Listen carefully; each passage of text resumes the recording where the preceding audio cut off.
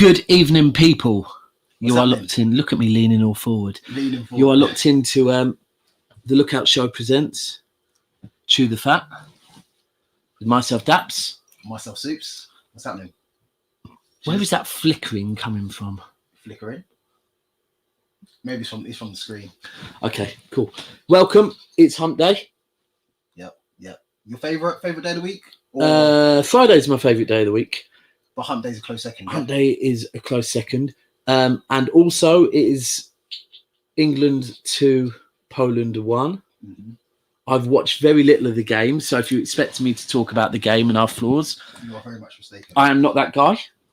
However, if anyone wants to jump on with us and talk it, That would be really good, actually. And the good thing about it is we'll get a completely unbiased, well, from our perspective, view of like the reaction to the game. yeah, because I mean, if there's anyone Polish that wants to jump on, that would be a great take as well. That But, would be really good. but That'd be yeah. really good.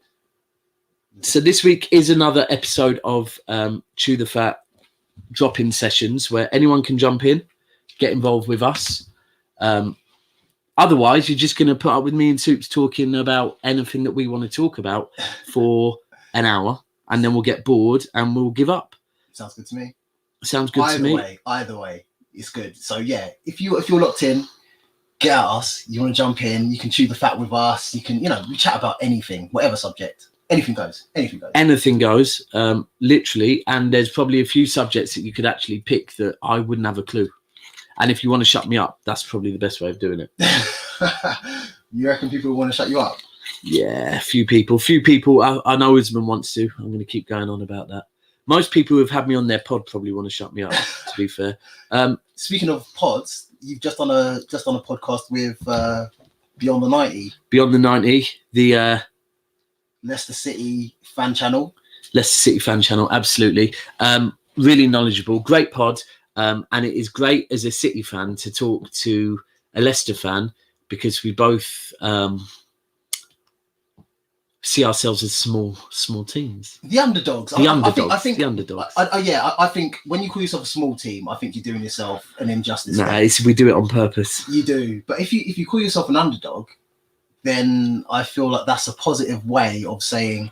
It's a clever way. It's a clever way of saying, obviously, you're not part of the big six or the big teams out there, but you're still achieving big things. Exactly. You know what I mean? Exactly. We love doing it. We all love doing it. Big up Don Farron. He's saying chat about F1. Do you know what? Oh, that's that is a great subject to talk about. Hold tight, Mo saying he'll jump on. No, that'll be wicked. It'll be good to get my one. Did you grab the link? No, but no, I didn't. Do you want me to grab the link? Please. I'll grab the link. If you can grab the link. Bear with me, caller. Hold tight, Don Ferran. You can talk about Formula One. That was a perfect exit from me. It was. Do you know what? I love F1. Like, I only started watching F1 in probably like 2007, 2008, obviously, when Lewis Hamilton was in his ascendancy. And when he won it at the last corner of the last race, and you see Nicole Scherzinger like dancing and like celebrating in the paddock. And it was great. And that really got me into F1. So since then, we've moved on and Lewis Hamilton has done great things. I don't know, like Daps, do you watch F1 at all? Do you ever watch F1? So I don't watch F1. Rarely, very rarely. I don't get that much time to watch what I want. I'm a married man with children. Mm-hmm. And if I want to watch football, I'm definitely not watching F1. However, my dad is a massive F1 fan. He used to do banger racing as well. So I grew up on it. Mm-hmm. The one thing I do know is that, right, I'm just going to go straight in there. Go on now. If Nigel Mansell did what Lewis Hamilton, sorry, thank you, brother. Lewis Hamilton is doing now, this country would be going crazy. Yes. The guy is a GOAT. Like, there's no denying the guy is an absolute GOAT, yeah? Yeah. So respect. Who actually won Sports Personality of the Year last year? Marcus Rashford, was it, I think? Did Marcus Rashford? You need to look that up. I hope it was, because it should have been my guy. It should have been Lewis Hamilton. Should have been Because Lewis Hamilton. But the thing is, there's a massive debate about F1 where people feel like it's not a real sport because it's not about the performance of the driver. It is, though. If you really watch it, then you understand it is about the performance of the driver. But they put all of the emphasis on the cars and the engines and stuff like that. So there'll be teams out there who can't really compete because they don't have the best systems for DRS, or they don't have the best systems, the best engine, stuff like that. Let me close that. Let me just grab this, then I'm going to be back in the room, but I need to grab the link to send people. Okay, no, that'll be good. But yeah, no. So this weekend, if you watch the F1 like me this weekend, there was a lot of football and stuff on, but I had the F1 on another screen, and Lewis was having problems. So Lewis, his team principal Toto Wolff and stuff, like, it's out there, it's in the media and well documented that Mercedes aren't prepared as well for this season as they were last season. Rested on their morals, maybe? No, it's just technology. Technology advances in F1, and this season Red Bull seem to have the best setup. And the thing with Red Bull as well is they've probably got one of the best drivers, arguably. Who's that then? His name is Max Verstappen. Verstappen, I was going to say Verstappen. Verstappen. Yeah, I had to look for him off, right? So it was caught there. So Max Verstappen. So if you ask me who my top two drivers are in F1, you'd say me first, right? I would say you, but in F1, I would say Lewis Hamilton by a country mile. But then underneath that, Max Verstappen. Yeah, I hear he's that. Great. Alonso's great. Seb Vettel is great, but Seb Vettel, he was successful a few seasons ago when he got had some comments. Engine. So yeah, Max Verstappen, and big up Thiago's father because he's saying Mercedes will win it. I would like to think Mercedes will win the F1 championship again. They'll win the constructors and stuff like that. However, this season it's well documented, like I said, that Red Bull have got the best setup this season. They've got the best setup. I know that is very relevant. I mean, I keep an eye on it. The one thing I would say is, though, and this is because the one thing in Formula One I even remember, it is about constructors. It's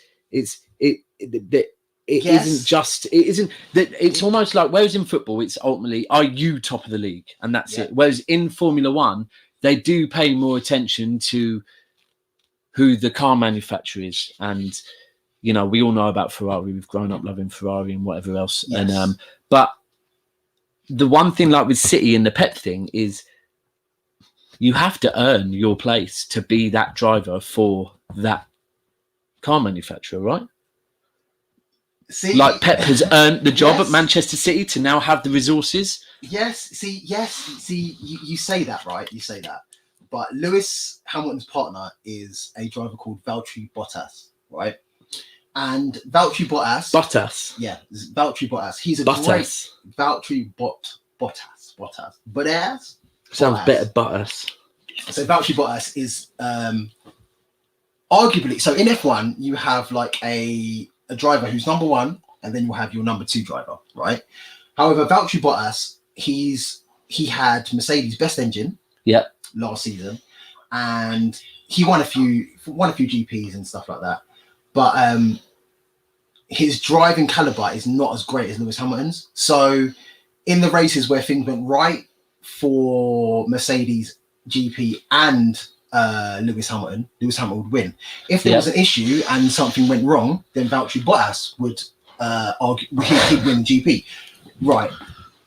So, like I said earlier, arguably the second best racer in F1 is Max Verstappen. Yeah. And he has been for a long time. So Max Verstappen and Lewis Hamilton are ahead by a country mile.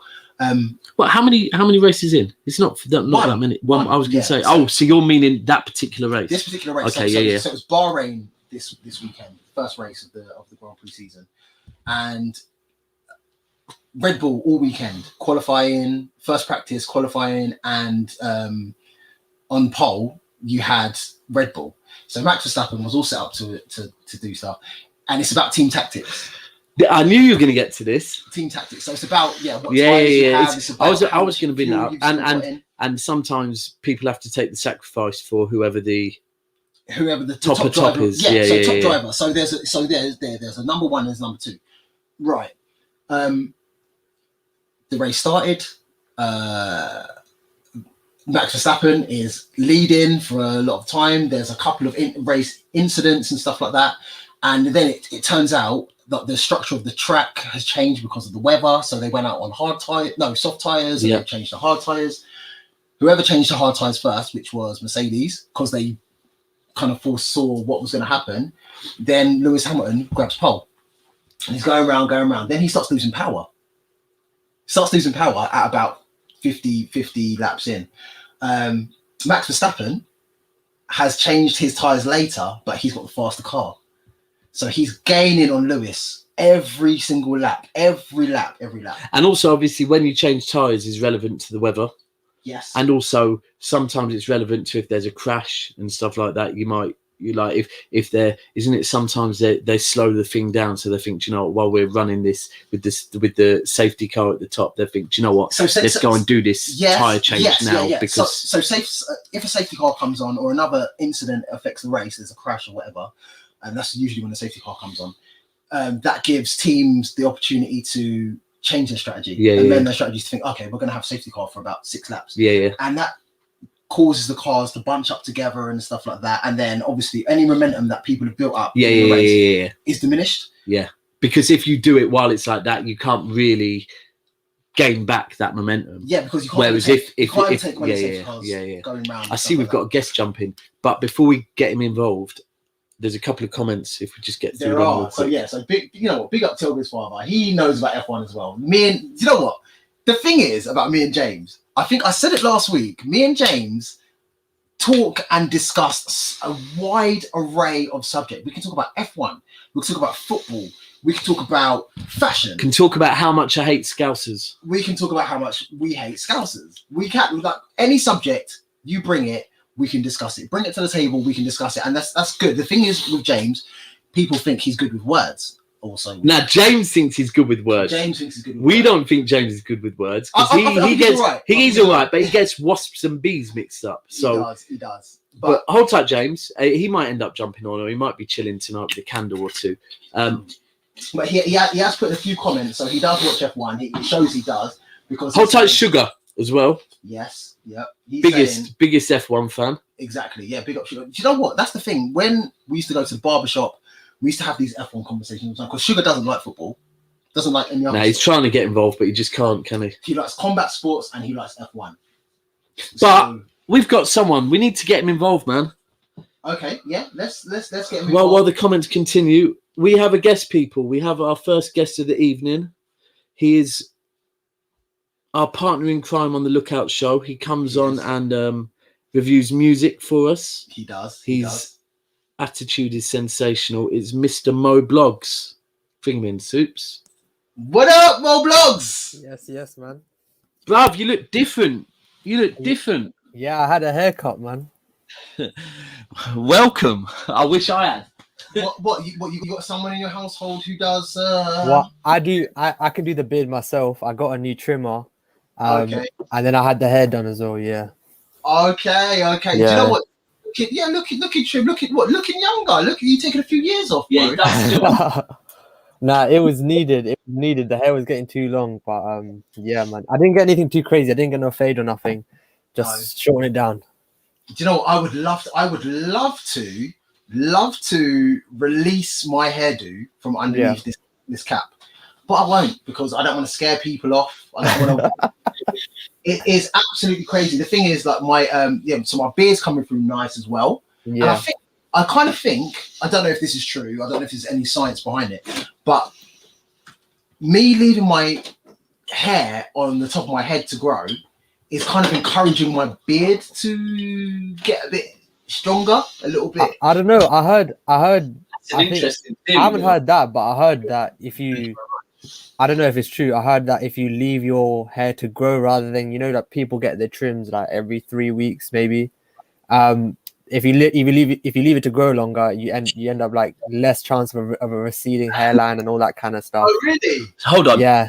Firstly, if anyone is getting trim, big up to Father saying, big up Mo. That's right, big up Mo. Thank you, man. Thank you. Now, if anyone is getting a trim every 3 weeks, hold tight your barber, because your barber is doing a sensational job. There are certain men that still pay £10, yeah, and you man are getting a trim, or you man are needing a trim every 4 days, right? Unless you pay over £20, yeah, you need a trim. Do you know what? How much do you pay for a trim, Mo? I pay 15 in total. 15. But it's 10 for the hair and then 5 for the beard when I do get my beard done from them. But for 20, I don't get it.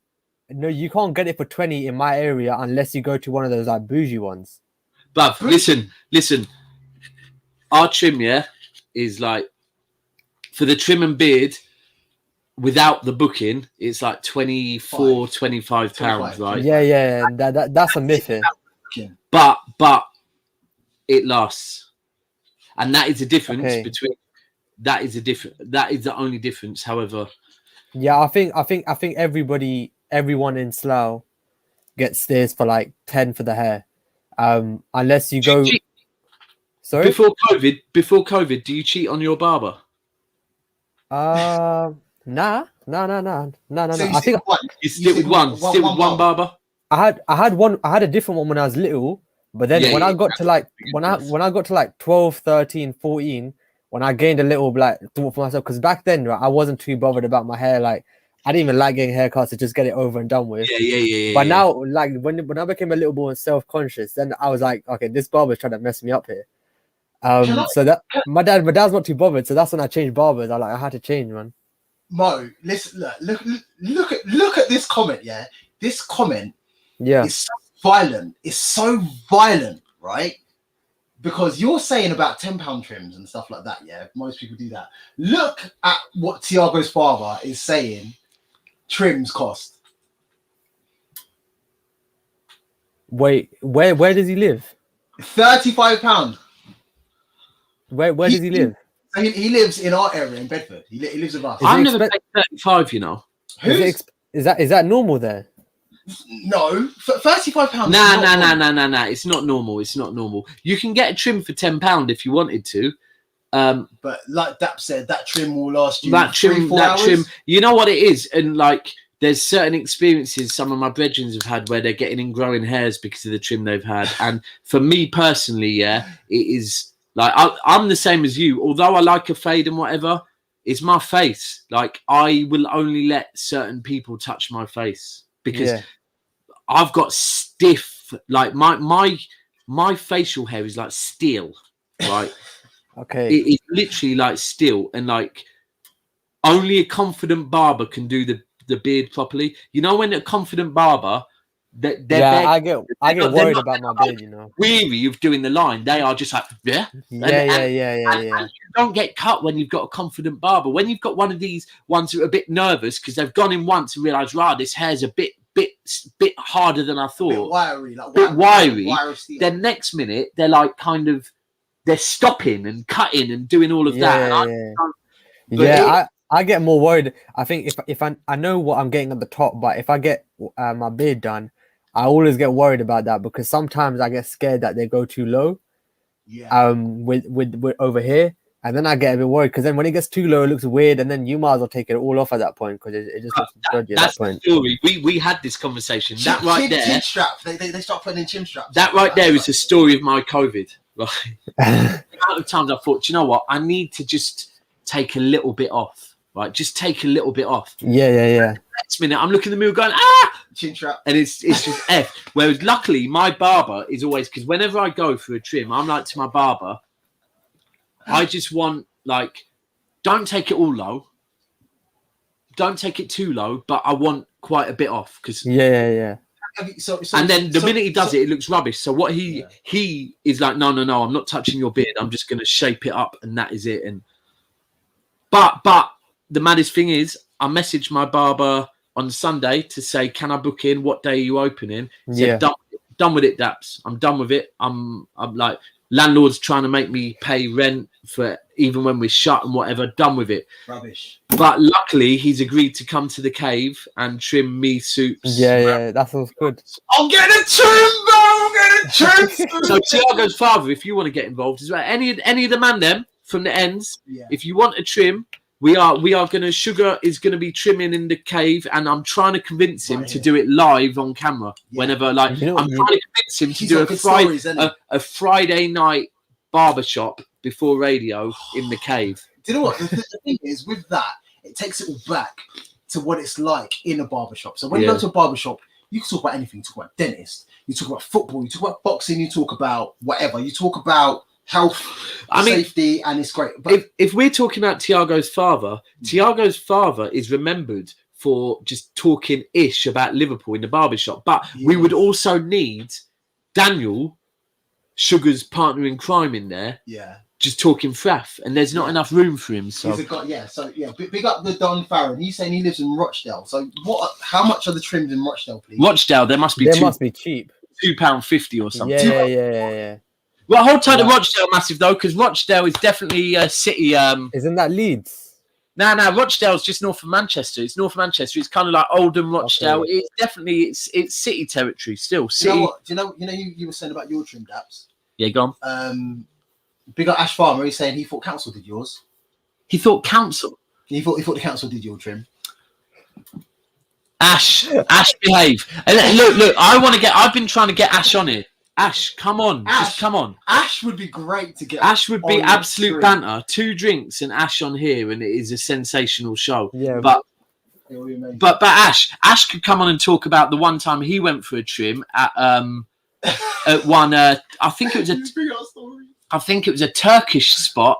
Ash will confirm. It was a Turkish spot in Bletchley, and he went there on his lunch break. And I swear the guy started pulling out setting fire to something and yeah. I heard about that. There's a new Turkish place that's been getting bare Instagram ads for, and they start putting a stick with fire on the end, and they put wax on your face, and they pull it off, and it's mad. Yeah, no, it's crazy. No, it's absolutely crazy. He said, look, big up CY. Hold tight, CY. That's what it is. What the candle wax thing. So you've had the candle wax. No way. You know what? That is sick, because the one thing that I've clocked during lockdown, is £2.50 trims are leaving. Oh, bruv. That's what I'm saying. This is it. The Cocoa Pops in the back of the head. Remember, FT got it, and Fishermead, and was getting them ingrowing. That is exactly why I do not go for them cheap trims, because they use the same blade. They use the blade that's been on another 5 man. They use it the same. When I was no barber sign. When I was away for a little while on holiday, I kept being told that I had to shave my beard off. And I was like, how am I going to shave my beard off? And they were like, well, there's clippers doing the rounds on the wing. And I was like, what, that has touched every single person on this wing's face? I'm not down with that. I will let my beard grow. Thank you very much. Also, when it comes to Ramadan, it helped me get a lot of food. So, you know what I do? I got my own trimmer from Argos, and because you get those hairs above your beard when you get it cleaned up, and they grow a bit quicker than the main ones. I get that cleaned up every weekend, every other weekend. So then it looks like it's maintained a bit of composure, even if the top ain't. So that's what I do now. I just shave my barnet. I just jump in the shower with my Bablis thing and just take it all off. But every single time I get out, my missus is like, you miss some bits down there. But the ear thing, hold tight, CY that said about is it CY or CV? CY in it. CY that said about the ear thing, because that's one thing I've clocked during lockdown, that I've never had hairy ears, but a couple of times I've gone, hold on a second, what the hell are these? But it's probably because Sugar's been blessing, man, and not even mentioning it, just taking them off. Yeah, he'll just sort it out. Big up Ash Farmer, he's saying that when he went to the barbers, they set him on fire and cut his lip open. Yeah, bruv, he had a mad moment. He came back Ash always used to wait till a Friday, when we'd be going somewhere after work, and then at lunchtime he'd be like, I'd need a trim. And he'd just disappear off to anywhere to try and get... Because Kane, he'd always... Hold tight Kane from the end as well. Hold tight Kane the barber. He'd always try and get Kane, but Kane would long him out, and then he'd go to wherever he could get a trim and just experience these mad things. Ash, I'm going to keep saying it. Get involved, bruv. I want you in it. Like, Please, honestly, Ash. yeah, I don't think Never Foul's audience base is ready for Ash. You guys are always on our K subscribers as well, isn't it? Nearly, we're getting there. We're doing all right. I've been seeing the jump from 500 to a K. I said by the end of the season we'll be on 1,000 subscribers, and we will be on 1,000 subscribers. I've been seeing that the road to 500 is long. I've noticed it as well in my own YouTube. The first subscribers are so tough to get, but when you guys hit 500, it's like literally 2-3 weeks later you're on like 600, 700, 800. It's crazy. You have these mad days like today where all of a sudden out of nowhere you just have like these little bursts of followers. Yeah. Out of nowhere, we've had like 20 out of nowhere, and that's crazy. But the other thing is, someone's jumped on. But the other thing is, harder than the road to 1,000 is the road to 4,000 hours watched. Now that is the video, and that is the hard. Now we are now at a point where we're hitting about 600-700 hours a month, right? So if you work that out over a year, we're good. Yeah. We weren't like that when we started. Yeah, so but you guys go because of all those different podcasts you have now. You got bare live streams, so it works out easier for you lot. And listen, our key is the one thing that I'm really, really, really passionate about is you see when we hit evening, bro. When we hit the summer and certain podcasts drop off because they want a break, we're not dropping. Yeah. We're gonna go ham through the summer. I hear that, yeah. Like top 5s, top 10s, all that kind of conversation. Anything. Yeah. And do you know what? Shows like this, bruv. Shows like this where you keep going and having anyone on to talk absolute nonsense. Like big up people who have had some horrendous horror stories when they've been going to barbers. So big up Callum, yeah. Callum does. I want Callum in it. Get Callum in as well. Callum, it'll be great if you can jump in as well. We'll talk barbers. We'll talk. Is that Tiago's father waiting? Tiago's father is waiting. We're gonna bring you in soon. Waiting in the wings. I was like Tiago's father. So, but Callum, yeah, Callum who does our Spurs podcast with Ash. Yes. Please make sure that you like and subscribe on Never a Foul, and you can see all the content from View from the Skywalk if you're a Spurs top fan channel. Even if you're not, that is just vibes. No, it's great. It's a great thing. Look at the horror story that Callum's saying. Yeah, and we know Callum, right? If you see Callum's got massive hair, right? Yeah, he's got a lot of hair. It's like it can be Cane Road. It can do like doo-doo plats. It can do all crazy twists. Yeah, but look at the pain that he went through. Yeah, he tried getting waves last year. Went to a new barber. Yeah, set his hair a whole inch on one. Oh my days! Pain. And then now he's gonna have to get.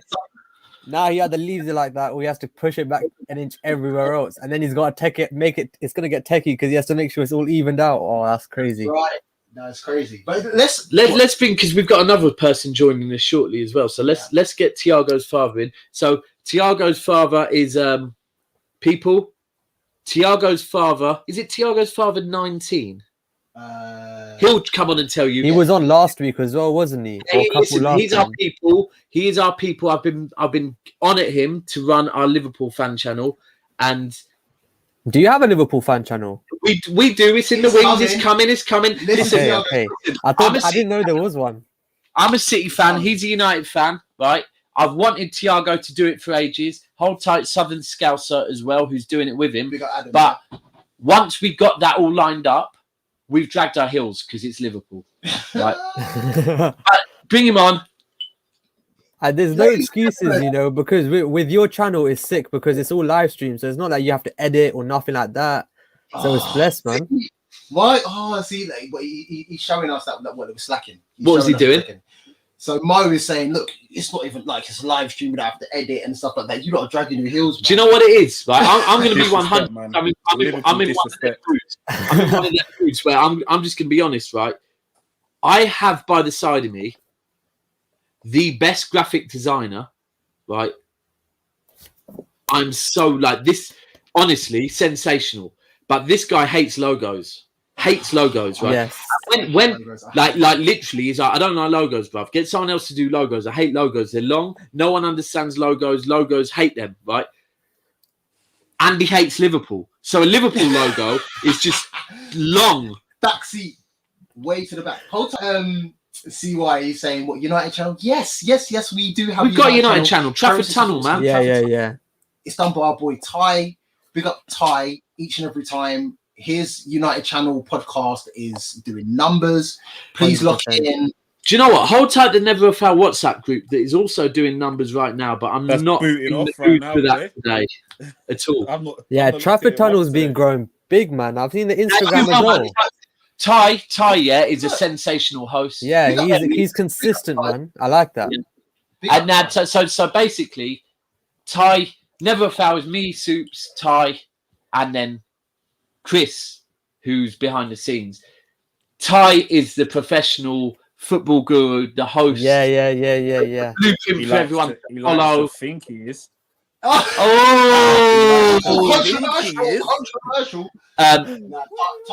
But now Trafford Tunnel for us is like that is it's the bread and butter. It's like he knows what he's doing. He gets the guests. He supports the team that is second in the league. He had Steve on not too long ago as well. I remember.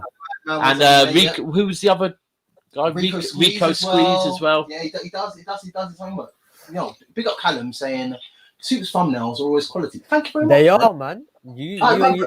They're coming out like every few days, and I'm thinking like these are good thumbnails. So they're sick, man. And hold tight, Mo. Actually, I see you got your first official job.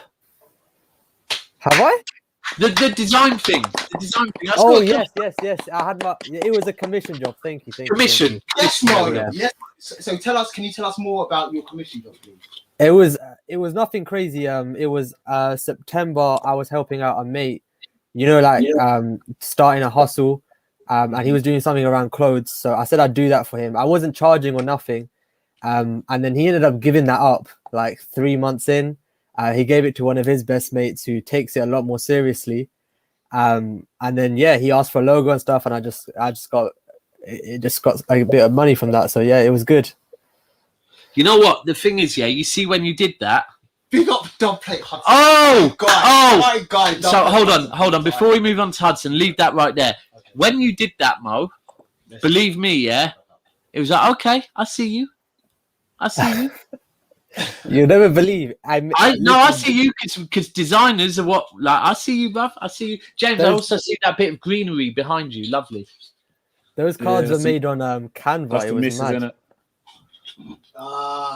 But keep it up, bruv. Keep learning. I know Ty's probably. Soups, can you just scroll down? Have we got another guy in the waiting to come on? No. It's that's cool. No. You sure there's no one else waiting to jump in? Definitely. No one waiting in the wings right now. He will be on very soon. Okay. Okay.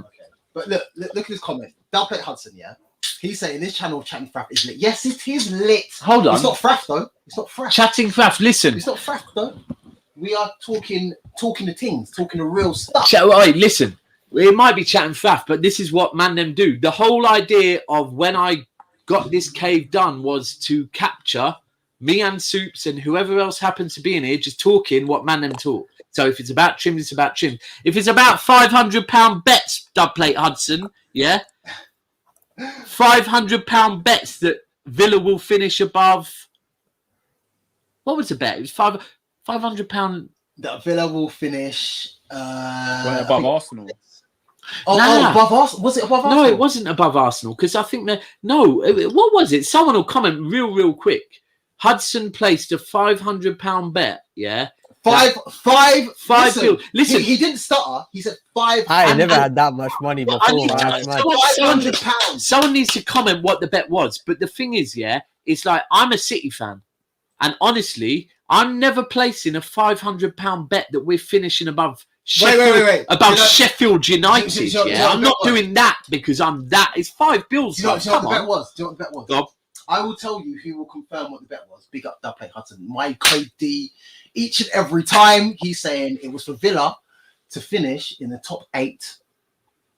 They were flying at the start. You should have put some caveats in there. I'm sorry, but that is just I love the confidence certain man showing their club. Hold tight, Jay. At the start of the season, it was definitely looking crazy from Aston Villa. It wasn't. I think it was, but you know could tell that the team didn't have enough in it to last the whole season. That's Hold what I tight, feel. Umar every time. But you see what? Big up Umar. If you think that Villa were ever finishing in that, then you're not putting respect on the Premier League. Especially when no. I'm not saying they were going to finish top 8. I could never put that kind of money in it, but I'm saying the way Villa, the start that Villa had in the league, it was sick, but I think it was doing sick, but I don't think it was sustainable. You should just chill out, enjoy it. Yeah. Ask him, Thiago's father. Ask him. Sorry. Are you a football man? Yeah. A little bit, nothing nowhere near you lot though. Who do you follow? I'm a United fan, man.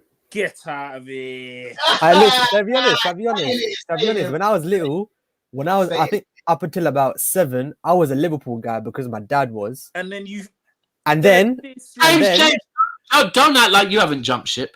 And then my older cousin was like my older cousin's hench, right? He used to do weights and everything. He was hench. Oh, okay. And he pressured me. He pressured me to go to Man United. You converted. I didn't want to disappoint him, so I just did it. That's all right. You converted. You converted, bruv. Oi, listen, you better never go to prison, bruv, or you are converted. Yeah. You got coerced, innit? It's cool, don't worry, we can let it slide. Coerced. Yeah. There's a few more comments. There is. There's a comment. So Thiago's father, he's our guy from day, man. Despite him being a Liverpool fan, he's a good guy. Big up CY23, yeah. He's asked this question of you, Thiago's father. Obviously, it goes with your name. And he's saying, Thiago's father, hope young Thiago is all good. Do you want to? Oh, that's love, because CY locked in. Was it last week or the week before? Last week. Man. And you were talking about your son, so that's mad love for that for him. Yeah, I appreciate that, CY. Yeah, he's in bed right now. He's just been running around the whole day, causing havoc. If I ever showed you the gaff right now, you would know where he's been, man. It's crazy. Is he? When's his first game? Because he's back right now. No, Thiago is the youngest. Oh, Thiago's younger. Okay. Yeah, the youngest Thiago. So tell us, James. So obviously, how many kids you got? What are their ages? And tell us a little bit about yourself. Tell the viewers about yourself. Yeah, man. So got 3 boys that I know of. James is strong. That you know of.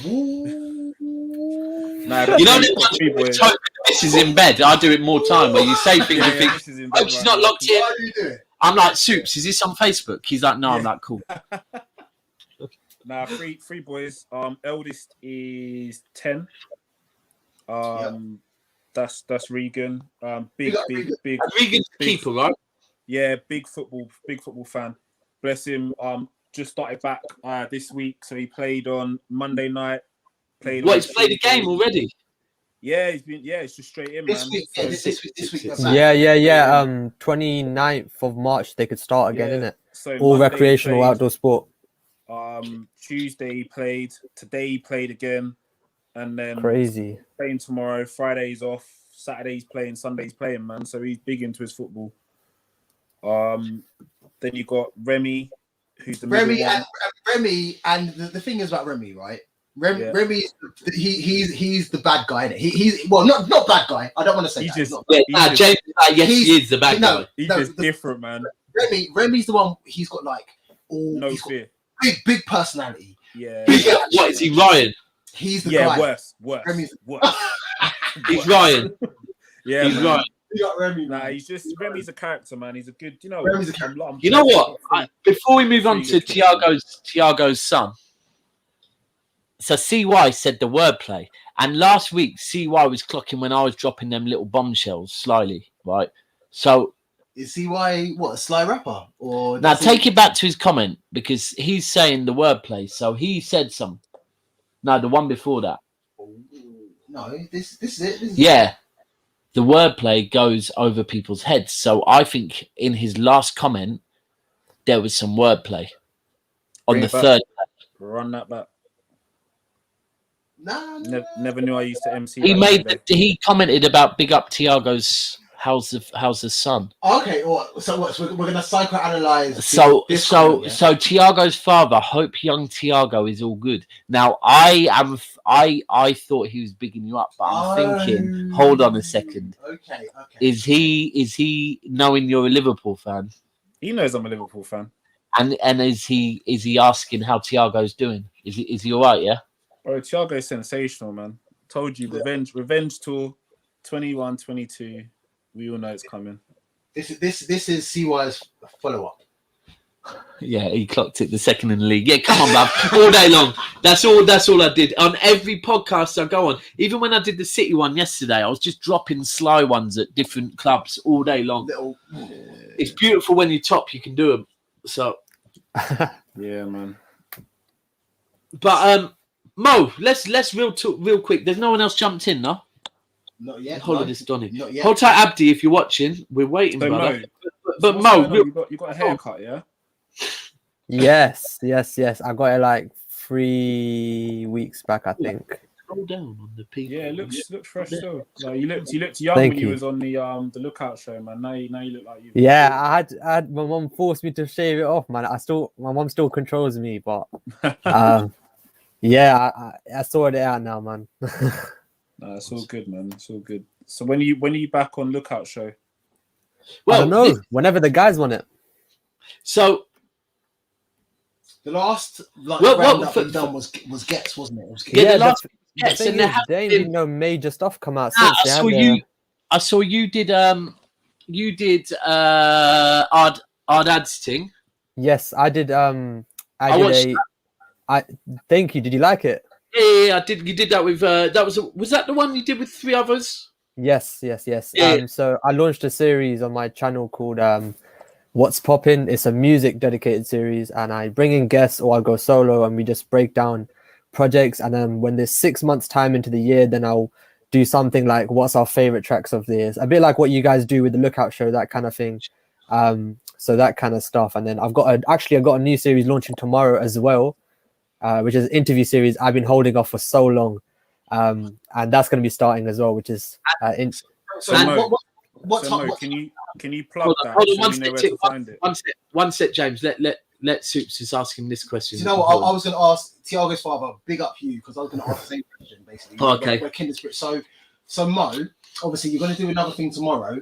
Yeah. What can we find it, and where can we find the content? It's going to be on my YouTube channel. now. So if you find my Twitter, it's moblogs_. There's a link to my link tree, or just go for Moblogs on YouTube and you'll find it there. And I think I'm the only Moblogs there who's actually updating the YouTube. So yeah, you'll find that.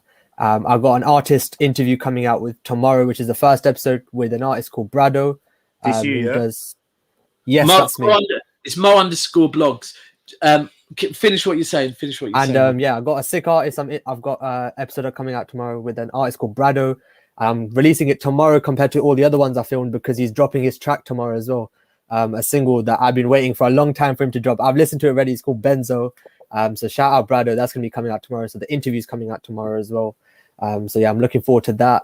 And then I've got Tez Ilyas, who's from Man Like Mabeen, and he's a comedian and launching his book next week. I'm filming with him on Saturday, and I've got a couple others with a BBC comedian called Atif Nawaz. I've got Ibi from Beatties. I don't know if you guys watch Beatties, the Sunday football team. I got the goalkeeper Ibi I filmed with a while ago when I had a dead trim. I've got his interview coming out in a couple of weeks. So yeah, a lot of stuff to come out with that one. I've just been holding it off for a while. Oi, Mo, look at this. We got Callum. He's saying that Mo works non-stop, you know. No, he does. This is the thing. And I want to ask you, James, do you know how old this brother is? I think I remember from the I watched the first Lookout show you jumped on, yeah? Because I've been listening to Lookout show from the get-go. So obviously Soups and Daps my boys from a long time, so I'll always support what they're doing. And I think if I remember correctly, you are 18. Not bad. Leslie Vicar. Go on. I am 16. That's it, yeah. I remember his head screwed on so right, man. When you just sorting out your options for like your A levels and stuff. Yeah, I'm in year 12 right now. Yeah, I remember. Yeah, see, I don't forget, man. Thank Mo, you. Oh, look at this. Look, big up CYE saying drop Mo a follow, rating the Thank work. you. Everyone is rating the work rate. So Thank please you. follow Mo. I'm about like 3 off 100 subscribers, so we're almost there, man. And the other thing is, like, as far as when you're next going to come on the Lookout Show, I was thinking this earlier. All it is it's just waiting for the right project. Because at the moment, I feel like everyone is slightly holding back. Yeah, just waiting to get that news to. Yeah, you could do.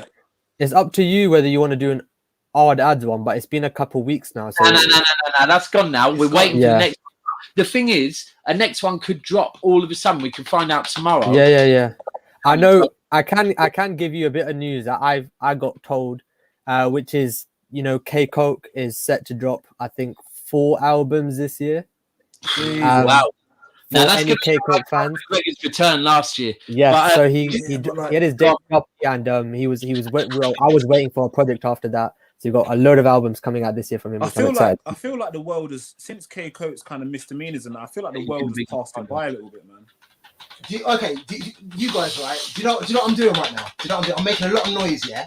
I'm doing a drum roll because we're going to bring somebody in, yeah? We're going to bring somebody on stage right now. Our guy. And you know why Soups is excited about this one, because it's another United fan. So me and my guys spoke probably about a month ago about getting him on. So let's get another guy in. Hold tight. Abdul TV, my G. Yes, big up Abdi, my guy. Man United fan. Yes, guys, how are you? What's good? Good, man. Yeah, big up, man. Yeah, I'm doing good, guys. United fan here. I know the DJ is City fan. Yeah, he was taking shots on United. Notice it, yeah. I've shots all day. But I had the shots here. But I do see you as big bro still.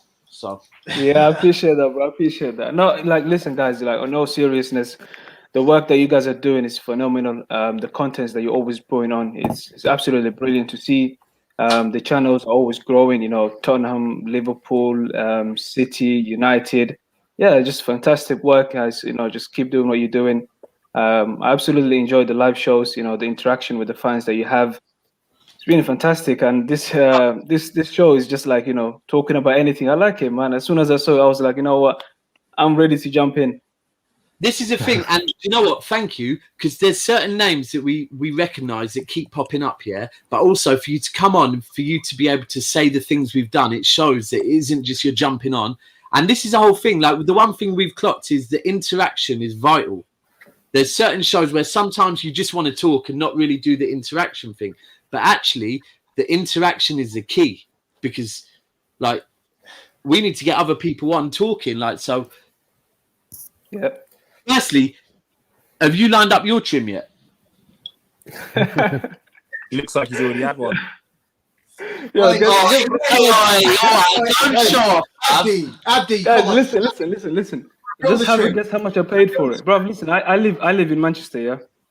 And I had to pay my guy in it to come into my house and do it for me. Bruv, you know how much it was? How much?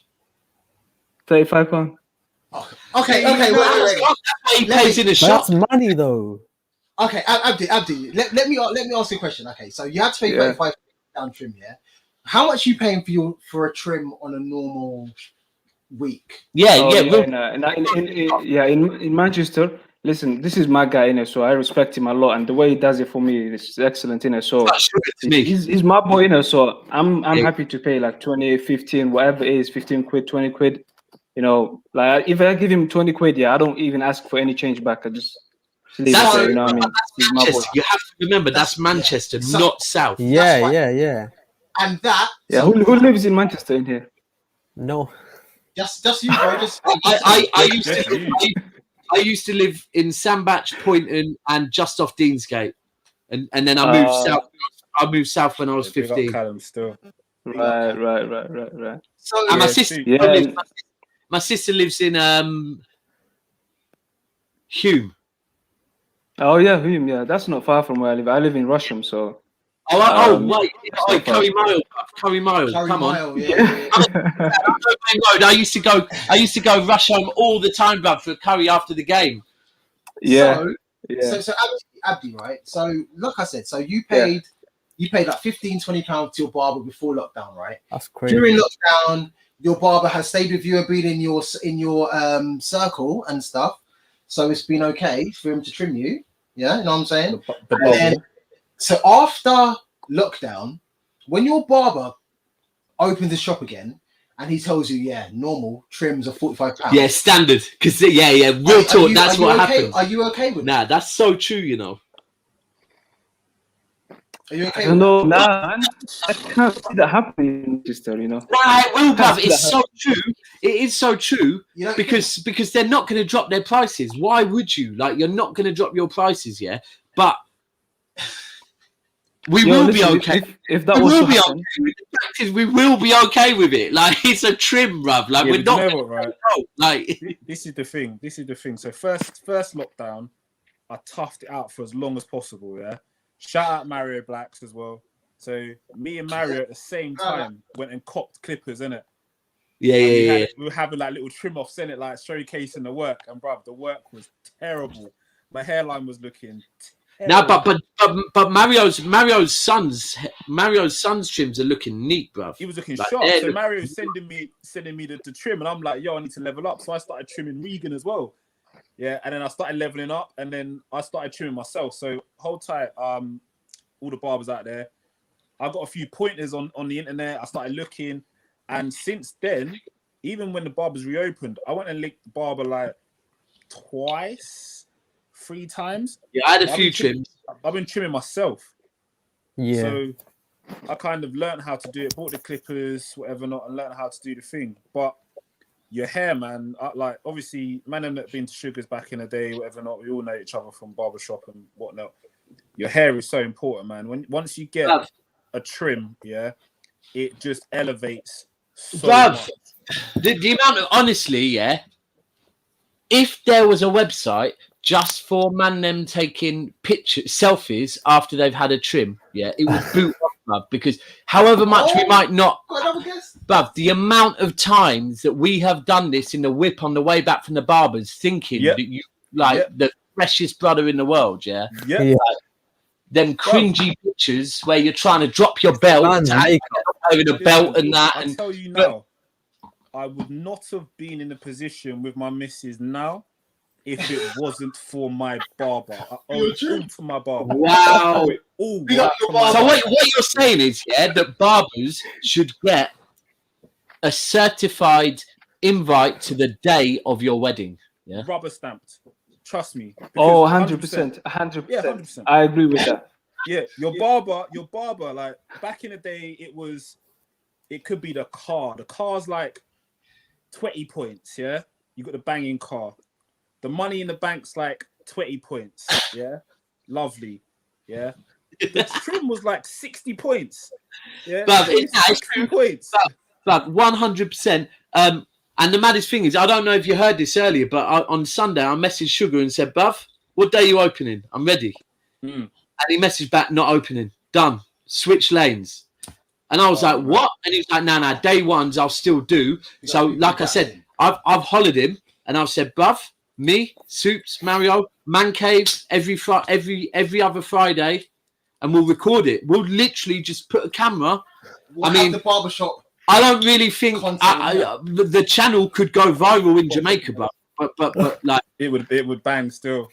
But we've got we got Laurie at last. Oh my god! Do you know what? Sorry, I've just brought it. We've been waiting for him to come in, so I'm just throwing him out there. We've been waiting for this guy, Uncle Laurie, to come in. The thing is, I think we linked up like he's Gunners people. Yeah, he's Gunners people. Like I haven't spoken to him like. We haven't had him on yet. No. We haven't had him on yet. However, I follow him on Twitter, and when I was on a podcast, he asked me, like, he said he was from Grenada. Yeah. Oh, okay. So from me and Uncle Laurie are both from Grenada, we became brothers, kindred spirits. Yeah, but Grenada's small, bro. So you man are probably related. All right, listen. Yeah, it's 26 miles from tip to top. 26 you man are related, bro. No. Listen. Every party you go to, every like Caribbean party you go to, family there. No, it's not a lie. I swear down, like half of Bedford are cousins. It's bro, true. right? But The Grenadian community is first mad. question you ask at any rave, any party, you say, "Who's your people? Where are you from?" You have Where to, or it's techie. You have to do that. Wait, I don't have to do that in many of the things that I go to. Still, I'm cool. I can just look at them and go, "Nope, we're related." So without further ado, let me bring in my great Grenadian brethren, brother. Yeah, Man, what are you saying, brother? Yes, people. Look Yes, at the beard, boy. You know what I was Hey, going this to is say? so much Look for at the man. beard. You know what? Do you know what the thing is? The thing is, people can't see the beard yet properly. Yeah, people can't see the beard. Let me put you up here. There you go, top corner. Let me put you. Who's got a snake beard as well? Yeah, it's Beard Wars. Who's got the best? No. You know why this isn't fair? Because James has done the thing of putting the camera underneath to get the girth on angles. that. Like, He's in angles. He's acting like them fat birds on flipping I'm Instagram. I'm not even gonna lie. Angles, bare angles and that. Man, I had to give it the rinse and shampoo today. Still, man. That's what I'm saying. That's what I'm saying. What do you not do? Do you not do the oil thing? Say that again. You do the oil thing. Nah, I don't go. My brother goes that deep, but I don't go that deep with it, man. Oh, you need to go that but deep. You know what? Man. Back in the day, I ain't even gonna lie. Back in the day, when before the beard used to grow full, I used to have that beard. I don't know if you had it as well. The capital C, man. The capital C. That side never grew at all. So the whole thing used to grow, and it's just like a capital C, man. Like Anthony Hamilton. Yeah, them ones, yeah, man. The maddest thing is, you see Soups, yeah. Until like 2 years ago, this brother couldn't grow a beard for ish, and then the minute he started, the minute he started mucking about with oil, I just see this beard grow. I need some of that oil in my life now, like. Bro, honestly, Daps, it's true, man. So like, I'm in deep with the beard care. Yeah, it works, bruv. If you look after it and you do the thing, it works, bruv. 100%. So the only thing is that oil gets like bare all over. You can wear white with oil, bruv. You mash up. You look like most chicks after a rave, bruv. Wait, do you think the beard oil has got like a certain aroma? Like it's yeah. That's what I'm saying, bro. Is it a good aroma? No. But it depends. See, what's the one that you put me on? The So it's called it's called Jahatian. So it's a mixture of Jamaican and Haitian oil, Jahatian, and it's ultra black oil.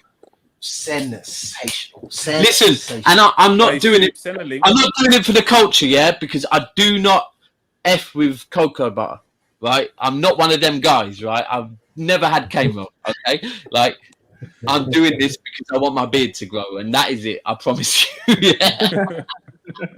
But it does. The minute I saw this guy, and actually, it was when we were at the Krypton Conan concert, and I was putting on bare fragrances and that. And then he's come out just with this beard oil, and everyone's like, "You smell lovely, Gary." And I was like, "Give me that oil, get all these creams and that oil." But it's true though, yeah, because the beard oil thing now, yeah, men are using it more as like a fragrance than as opposed to the actual application of it. It's big business now, man. It's big business with the beard oil. But yeah, man, I'd encourage anyone that's looking to obviously grow their beard and do it properly. So I want to know. So 10. This is like we're not advertising out here, right? 10 seconds. James, Tiago's father. I want to know what beard oil you use, and what's the regime. 10 seconds. So James, 10 seconds. I know you don't do well with 10 seconds. That's why I'm saying 10 seconds. 10 seconds. I want to know what beard oil you're using and what's the regime, please. Okay, so the regime. So I use a rinse wash beard conditioner, and I use a beard wash with a moisturizer. It comes as a 3-pack. Shout out Aaron Wallace. Yeah, it's designed especially for black hair. Yeah. Okay. So he Wicked. does a free product system. I and then said there's a beard oil as well. 10 seconds. No, that's good though. That's good. So what? No comb, no nothing. And also, comb and brush and that, of course. Okay, wicked. But you didn't say that in 10 seconds. It's the challenge I gave. So your beard is sick. I want to throw it now to Uncle Laurie, because who's also got a sturdy beard. You got 10 seconds to tell us how the hell did you get the beard looking so fluffy and all good. Go. This is natural. I'm not even gonna do no QVC, man. This is a natural thing. I ain't on no QVC business, man. This is natural. Okay. It's the coolie in me. I ain't gonna lie. It's probably the coolie in me. No cap, man. Okay. No So do you know what? I'm gonna give you an extra 10 seconds to explain what a coolie. Yeah, that's a great shout. You know, to the people who don't know. Right, so just to educate everyone, a coolie is a West Indian. So there was a lot of Indians in the Caribbean back in the day, and from generation to generation, some of their features have been passed on, and there is quite a lot. As you were saying earlier, Tiago's father, our island is small, so there is a lot of coolies within the country. They've died out, but Grenada, Trinidad is quite common for it as well. Trinidad and Tobago. So yeah, big man. But then what's the spot? There's one spot that is mad coolie, mad like literally that like Sumi's No, so we've got friends who are no, not Sumi. His missus is from there. Okay. I'm gonna find it still. No, you're right. The Caribbean is full of Asian people of Asian descent, innit? Do you know what the sick thing about it is? It's so apparent when it comes to our food. So in India they have chapatis, right? And you have roti for slang. They call it like roti. We call it a wrap. But we call it in Grenada and Trinidad, where the roti was born, they call it roti as well. So we call it that as well. That's mad. Yeah. Exactly. You know, in Pakistan we call it roti. I think you've got like that chickpea curries called like chana, right? Yeah. So we've got the same in Trinidad, chana. We have that as well. So it's a very, very thing. There is a lot of Asian influence in Trinidad and Tobago. Across the whole Caribbean as a whole. No, there is. So it's the same question I asked you, James, and the same question I asked you, Uncle Laurie. I'm going to throw it to Mo Blogs, because even though, how old are you again? Remind us. I'm 16. You're 16, but the beard is looking 35. Man, no way. I don't. Eventually, someone aren't going to believe me, man. But I am. The gene just came in early. How you got a beard game like that at 16? Jeez. I don't know. Okay. The girls must be flocking in, boy. You know, man's a gallus already. Not in a lockdown. So Mo, you've got 10 seconds to tell us your man them beard regime. 3, 2, 1, go. I had this black Arab oil that my mom used to get for me, and I've just been buying that ever since. Okay. Now all good. And then let me throw it to Abdi as well. Abdi's got the cap on. He's saying man on his cap, yeah. I know there's like a little bit of like stubble growing underneath that face and hair there. What is your beard regime? No, his beard's just looking naturally. Like, I think he shaves very regularly, but the beard is just there. The beard's there. So give us. You've got 10 seconds to give us man them a tip about how to culture the beard and make it culture the beard, further. You know, mad. 3, 2, 1, go. Culture. Oh no, you're on mute. You're on mute, bro. Nah, he's on mute on purpose. He don't want to give no tips. On mute, you don't want to give no tips. Come on, no, I didn't. I had no idea. But yeah, no, listen. For me, take 2. I just use some natural oils. I'm forgetting the names of actually the products that I use, but I get it from Amazon. It's just organic natural oil, made from literally got from Morocco and stuff like that. So it's just all natural, and just make sure that you're always like using a comb or That's all I would say. But it's important to take care of it, not to forget it. Okay, big up CY who's saying you can get like beard oils that have got a nice smell and stuff like that. Please let us know, because no, there's enough of them. Like even like this Christmas, one of my sister-in-laws got me like the what's the bad boy shower gel? They do like black. James, you might get involved in this, like black pepper and that shower gel. Black pepper. Yeah. It's Bayliss and something. Bayliss and Harding. There we go. Yeah, they're a good company. They're a good company, man. But the black pepper one's mad, yeah. But they've started doing even beard oils. But I don't really believe that them things there are doing much for your beard. They're just fragrances. You need to get them natural oils, them like That's the thing. So if it's got natural oils in it, it's good for you. So shout out Rowan Rhino Selector at Natural I Am. Yes. No. Great plug. Yeah. Another bona fide guy. All right. Yeah, natural cocoa butter. He also does a beard oil as well, with natural oils and essential oils in it. Yeah, and bro, I've got one of them upstairs, and it's a peppermint one. Yeah, the smell is insane. Yeah, it is insane. So you can get scents with natural oils as well, which is good. This is this is mad. There's 6 man them talking about fucking fragrance. But that's what I'm saying. Male grooming. I know you're waiting to move on to me and ask me how I look after my beard, isn't it? Because everyone's like, right, let's let the white man them tell us how they're doing their beard. Okay, so people in the comments, pick up CFCJ. Jay's coming on in a minute still. So wicked. I would love to see Jay on here. So pick up Jay, yeah, who does our Chelsea channel. Jay still. Yeah. He's saying he shaved his beard off. However, before he shaved his beard off, he's swearing by a L'Oreal Men Expert is good for the beard too. Nah, I've used that as well. Everyone else good with I mean, I don't know. When you're a brand that big, you would hope that you are investing enough in your that left my beard brittle, man. But your research. Yeah, I would have thought that the bigger brands you start using chemicals and all that kind of stuff. There's a reason why the vaccine is being made by the biggest bloody pharmacy companies out there. Surely it's not just my guy from who's made two oils for me. Is anyone taking the vaccine? Has anyone taken it or nah? Nah. No. You know what? The maddest thing I said earlier on the Leicester podcast I was on, my sister, who's actually the one from Hume, she took her vaccine 2 weeks ago because she's got MS, and then she went into the office the other day and she's currently got it. Like, and she took the vaccine. Yeah, she took the vaccine 2 weeks ago, which kind of falls in line with 3 weeks till it works. But yeah, she's got it at the moment. Yeah.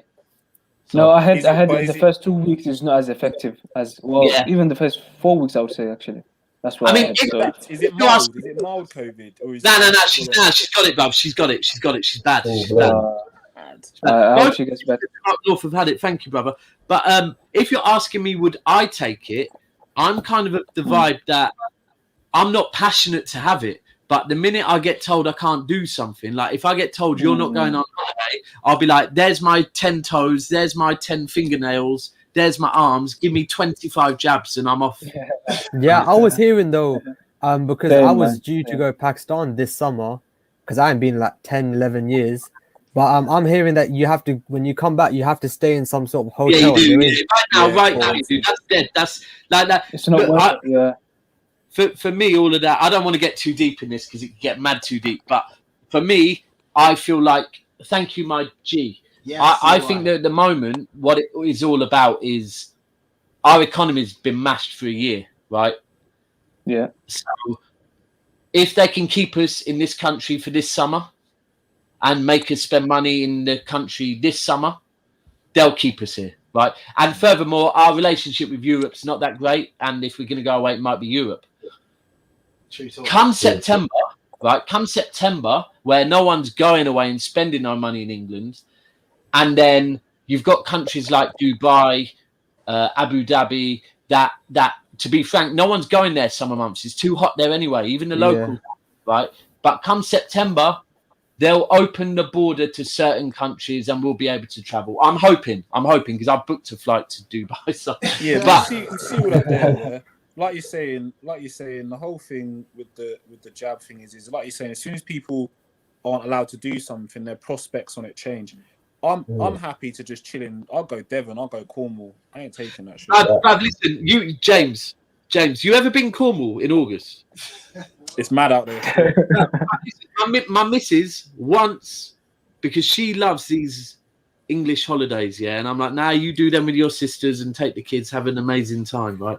But then this one, I think it was just after Mario's stag do in Toronto. I was like, cool, we'll go Newquay. Listen, it was guap, mad pee for some any like, and it rained the whole week, but allow that, but I'm not on that at all. Like, take a week off work to sit in rain.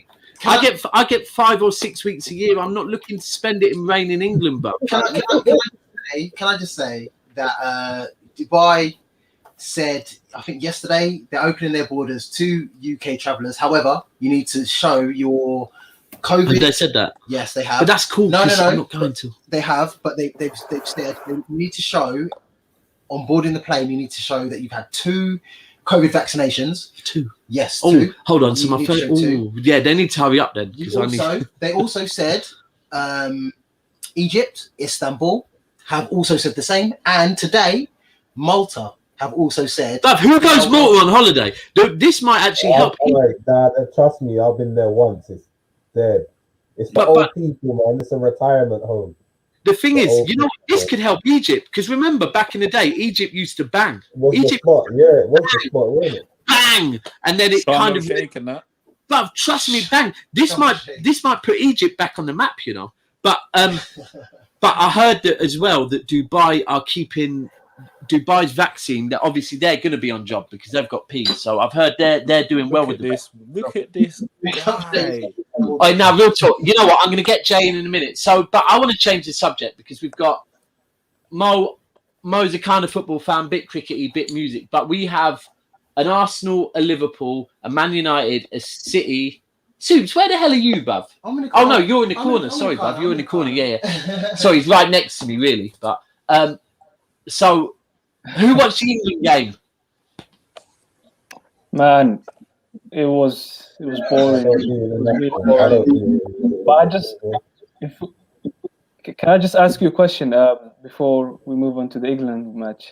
I've got a quick question for DJ. I've got some City mates here who support City, and they're not really too bothered about the Champions League. Are you the same way? Do you feel the Champions League the same way about it, or that's what I want to know? Bruv, you should feel all of them, man, bruv. All of them are the same, man. Oh, James, shush. James, play your role. You're like 7th or something. Calm down, bruv. So I was on a Leicester pod earlier when I got asked the same question, and there was a poll that I think has been published a lot of times that City fans got asked, like, which one would you rather win, the Champions League or the league? Like, when I was young and I used to go Main Road, we used to celebrate United not winning the league, right? That's what we used to celebrate. Yeah, real talk. That was our biggest celebration of the year, was celebrating that United did not win the league, right? So when you put that into perspective, this tells you what we've been through and our belief in ourselves, right? And we definitely don't like UEFA. We definitely don't like the fact that they're not very good dealing with racism. However, the fact is we just don't believe we're good enough for the Champions League. The problem is that the team are proving that we're not good enough for the Champions League.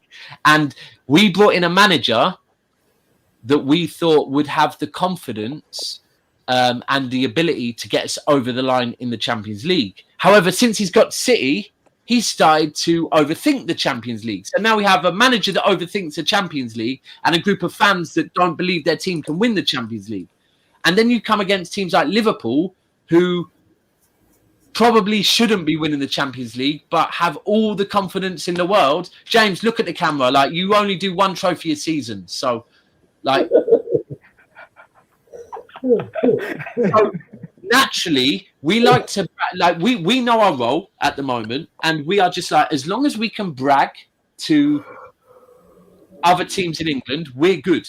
Now, do I think so? Do I care? No, but it's getting to a point now where I'm starting to care, because it's that one thing that if I speak to certain other fans, their trump card that they can always pull on, man, is the Champions League. And until we win that, but I just don't think we'll win it soon. Like, No. I mean, the only thing I would say is the only thing I would say is for this season, because of the way other teams are looking, like for example PSG, I don't think they are as strong as they were last season. Now Bayern have lost to Lewandowski now, so this is your chance for you guys to win. Like, if you don't do it now, I said that earlier. I said this season and last season, the way that so this season, one of my dark horses was Juventus, because I thought, you know what, Ronaldo has this, I want to do it somewhere else thing.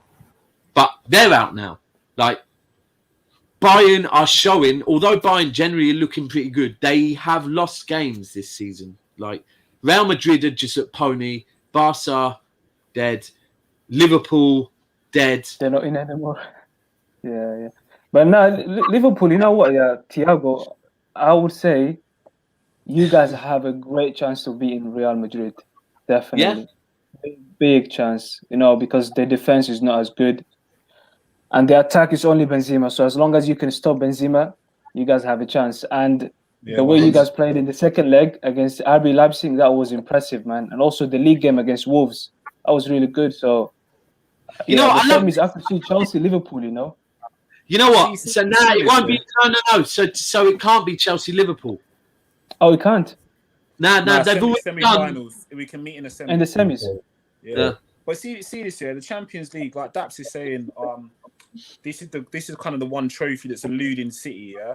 But me and Daps have had this conversation before about City in the Champions League versus Liverpool in the Champions League. It's not just the players when it comes to the Champions League.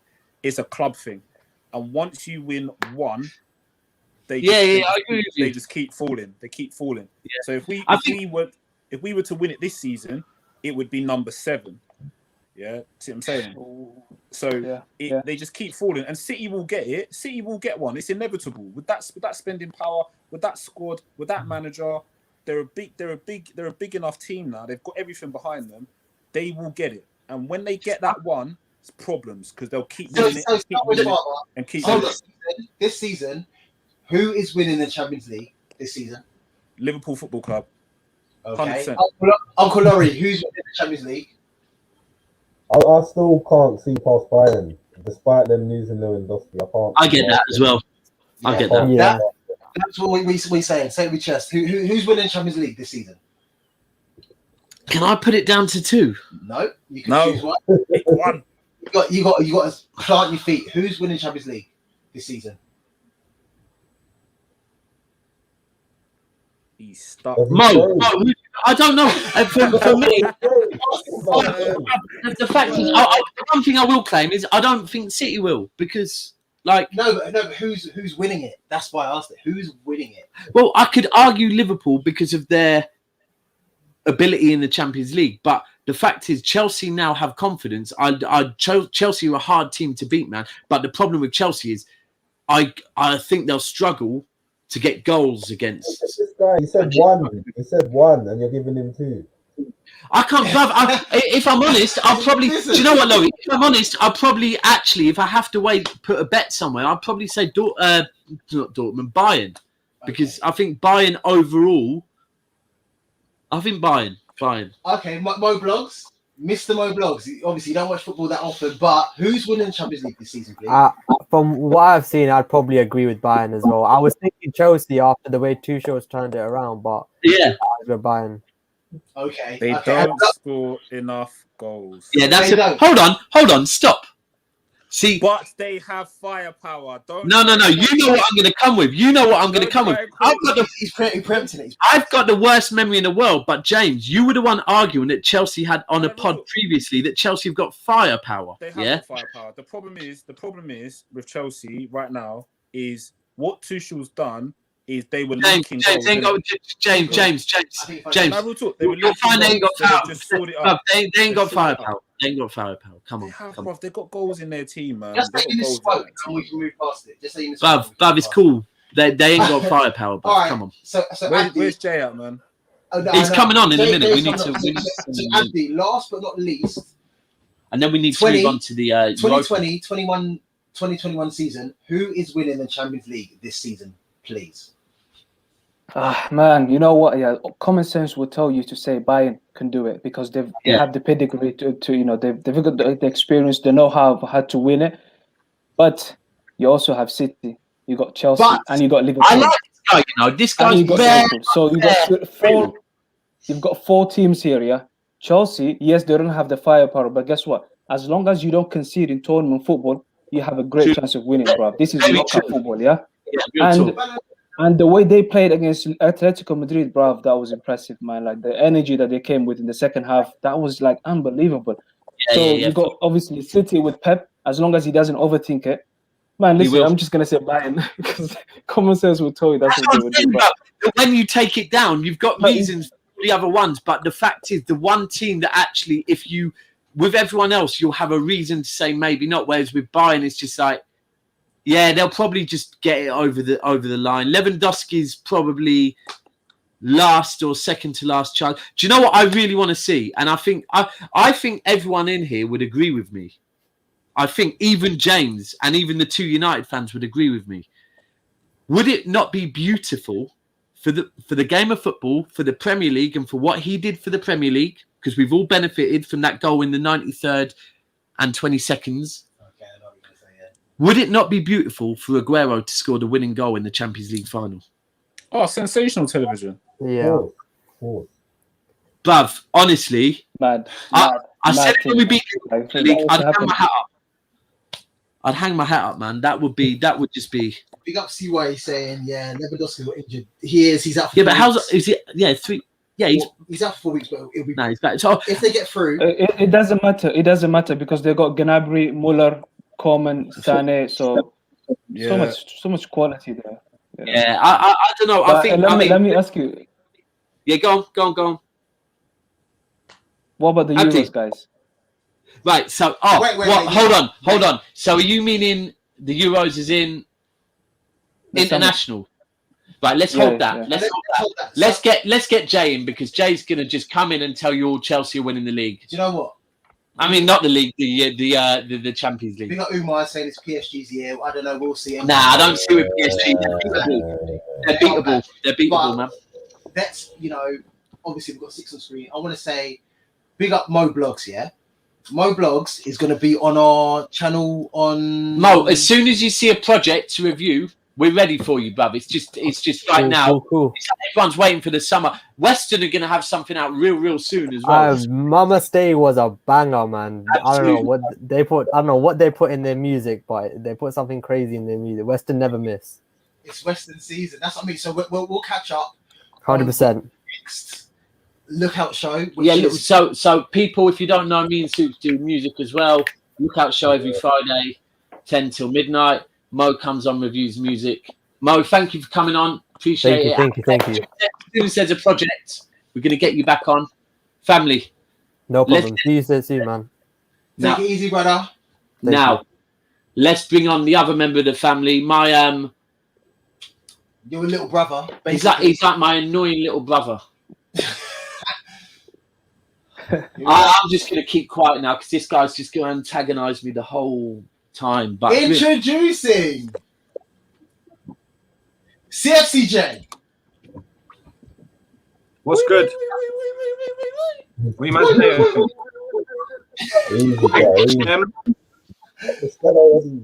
Jay, we were talking about the Champions League. Man's got the ball sellers. You get me? He's frozen. Yeah, this is just Jay. You there, Jay? What are you saying? Everything good? Yeah, man. Right. Yeah, I'm here. Can you hear me? Yeah. We can hear you. So, Champions League. Who's winning? Who's winning it, Jay? Yeah. Chelsea. See, no. This is the thing. Come on. No stutter. No stutter. Do you care to elaborate? Like, No. why No heady. No heady. So tell us in 20. Oh, you know what? You know what? How Yeah. obviously going to win the Champions League? Go on. 20 seconds. Yeah, 20 seconds to go. Well, Porto are going to get. Yeah, that's like business. They might get either Real Madrid or Liverpool. I think Real Madrid will beat Liverpool. I'd rather play Liverpool. I'd rather play Real Madrid. Sorry, I don't want to play an England team. We'll beat Real Madrid. I've got a mad feeling. Yeah, that it's going to be a Chelsea final, and PSG are going to knock out Bayern Munich. PSG on your side. Oh no, PSG played Bayern first. You think? That's what I think. PSG are trash, man. They've got no left. I think he said they've got no left side. So James, as the Liverpool fan, Neymar's going to be back. You know what? Back. So James, as a Liverpool fan, do you care to respond to CFCJ's accusations that they're going to win the Champions League? What's your thoughts on that? 100%. I mean, you look at like I said, look at the pedigree in the competition. It's at the finals in Istanbul. Yeah. What happened last time when we went to Istanbul? Let's not forget. We beat Chelsea on the way to Istanbul. Yeah. So bring it on. Anyone can get another goal score. Anyone can get another goal score. We do it for fun. Yeah. Man has to go back 12 years, you know. Champions League child's play to Liverpool. Let us know when you got. Love it like this. Let us know when you got 7 in the bank. Why you guys so far back, bro?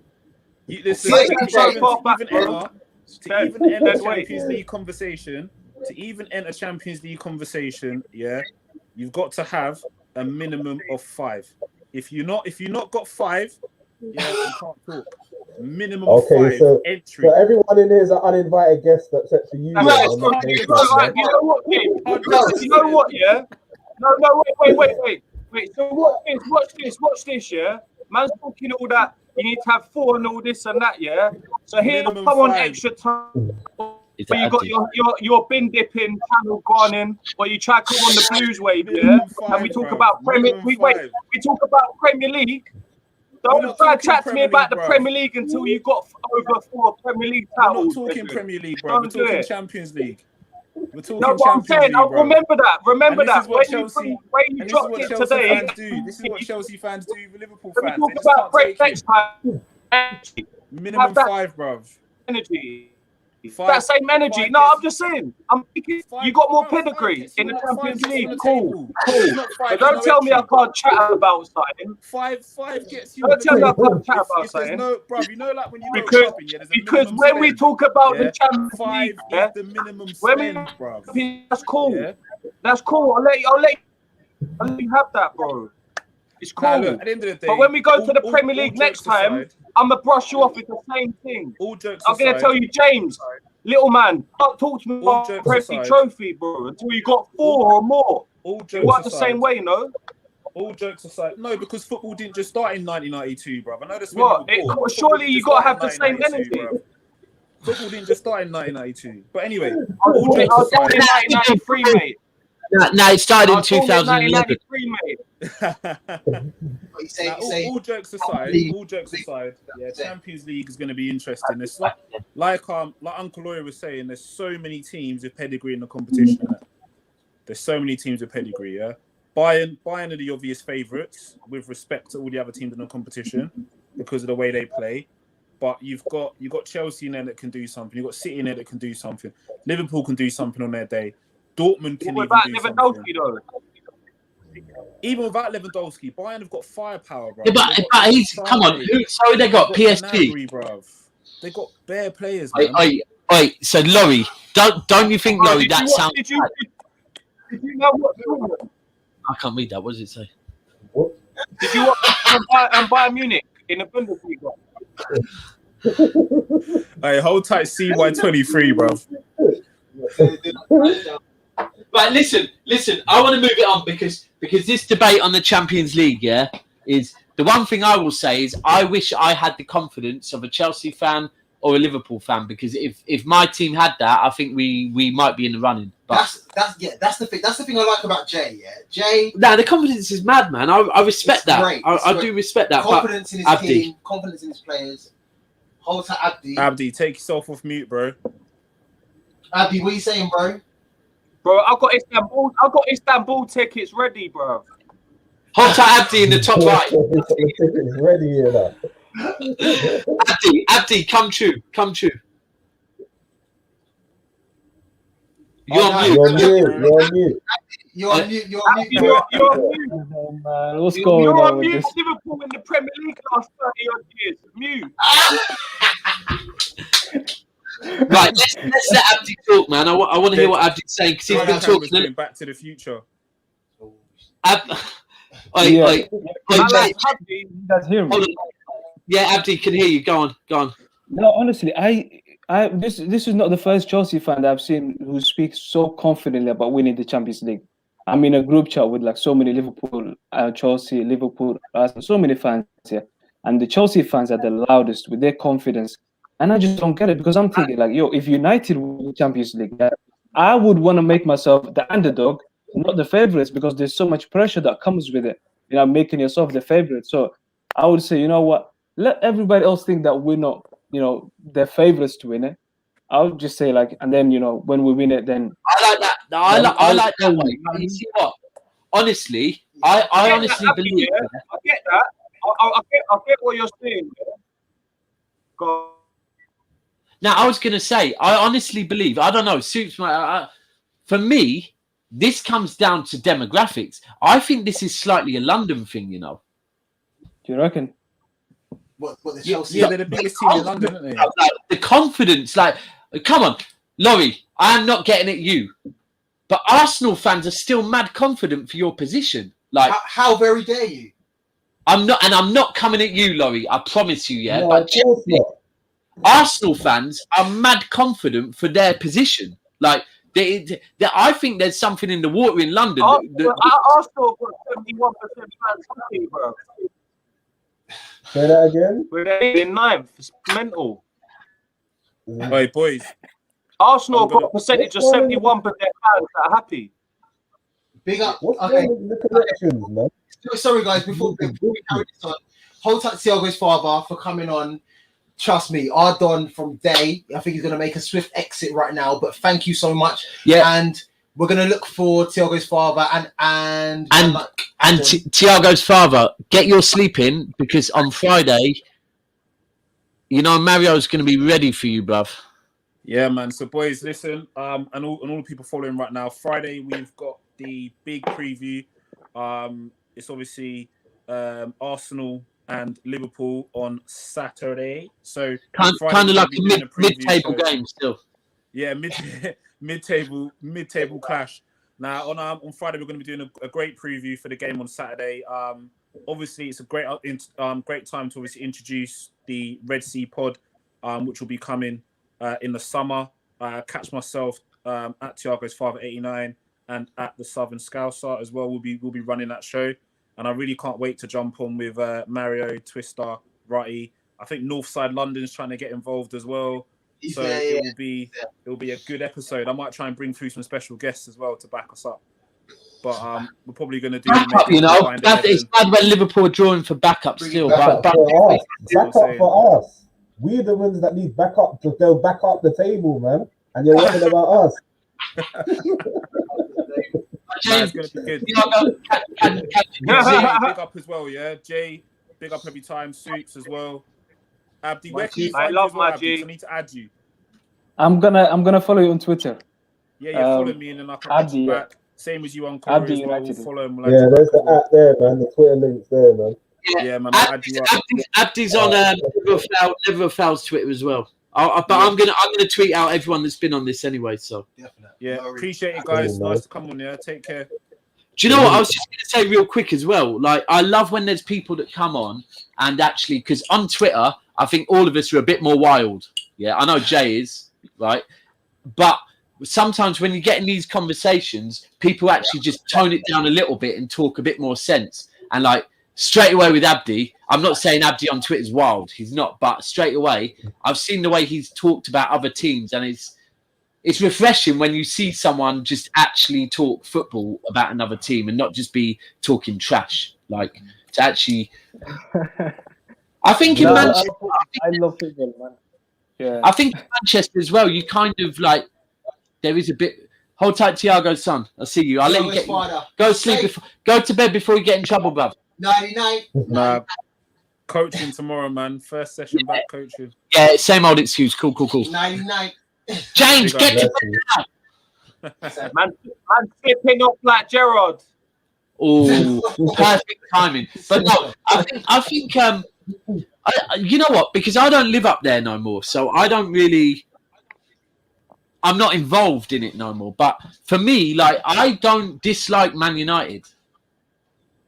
Honestly, I grew up living up there and having to respect the style of football United were playing. Like, I hate Liverpool. Hate Liverpool. My dad brought me up as a Manc to hate Liverpool. It's just inbred in me. But like, it is, yeah. I think obviously there's rivalry. There's rivalry with City and United. Like obviously because United were the top dog and City are now the noisy neighbour that have become noisy. But it's never going to be as bad as a rivalry between Manchester clubs and Liverpool because they're just ultimately like it's too local. We don't like them. We don't like when they come to Manchester. We don't like what they do. Like every time any car got broken into, my dad was like, "It's the Scousers." Like nothing. And I'm like, realistically, it probably wasn't. It was probably from Salford or something. But he's blaming the Scousers all day long. It's them. Like, and the same, I often say that United was the Scousers. It might have been still. But the other thing is, and the same thing on the other side, Leeds. We hate Leeds. Like, they're the other side. Like, we don't like their Leeds. Definitely, big time. And it's territory because before football, it was like, and it's inbred. If you're from certain ends, you don't like people from other ends. Like that's just how it is. And so with United, so it brings us on to you two, Manchester United and Arsenal, because it may well end up in the final that you two are playing each other. So what's going on there?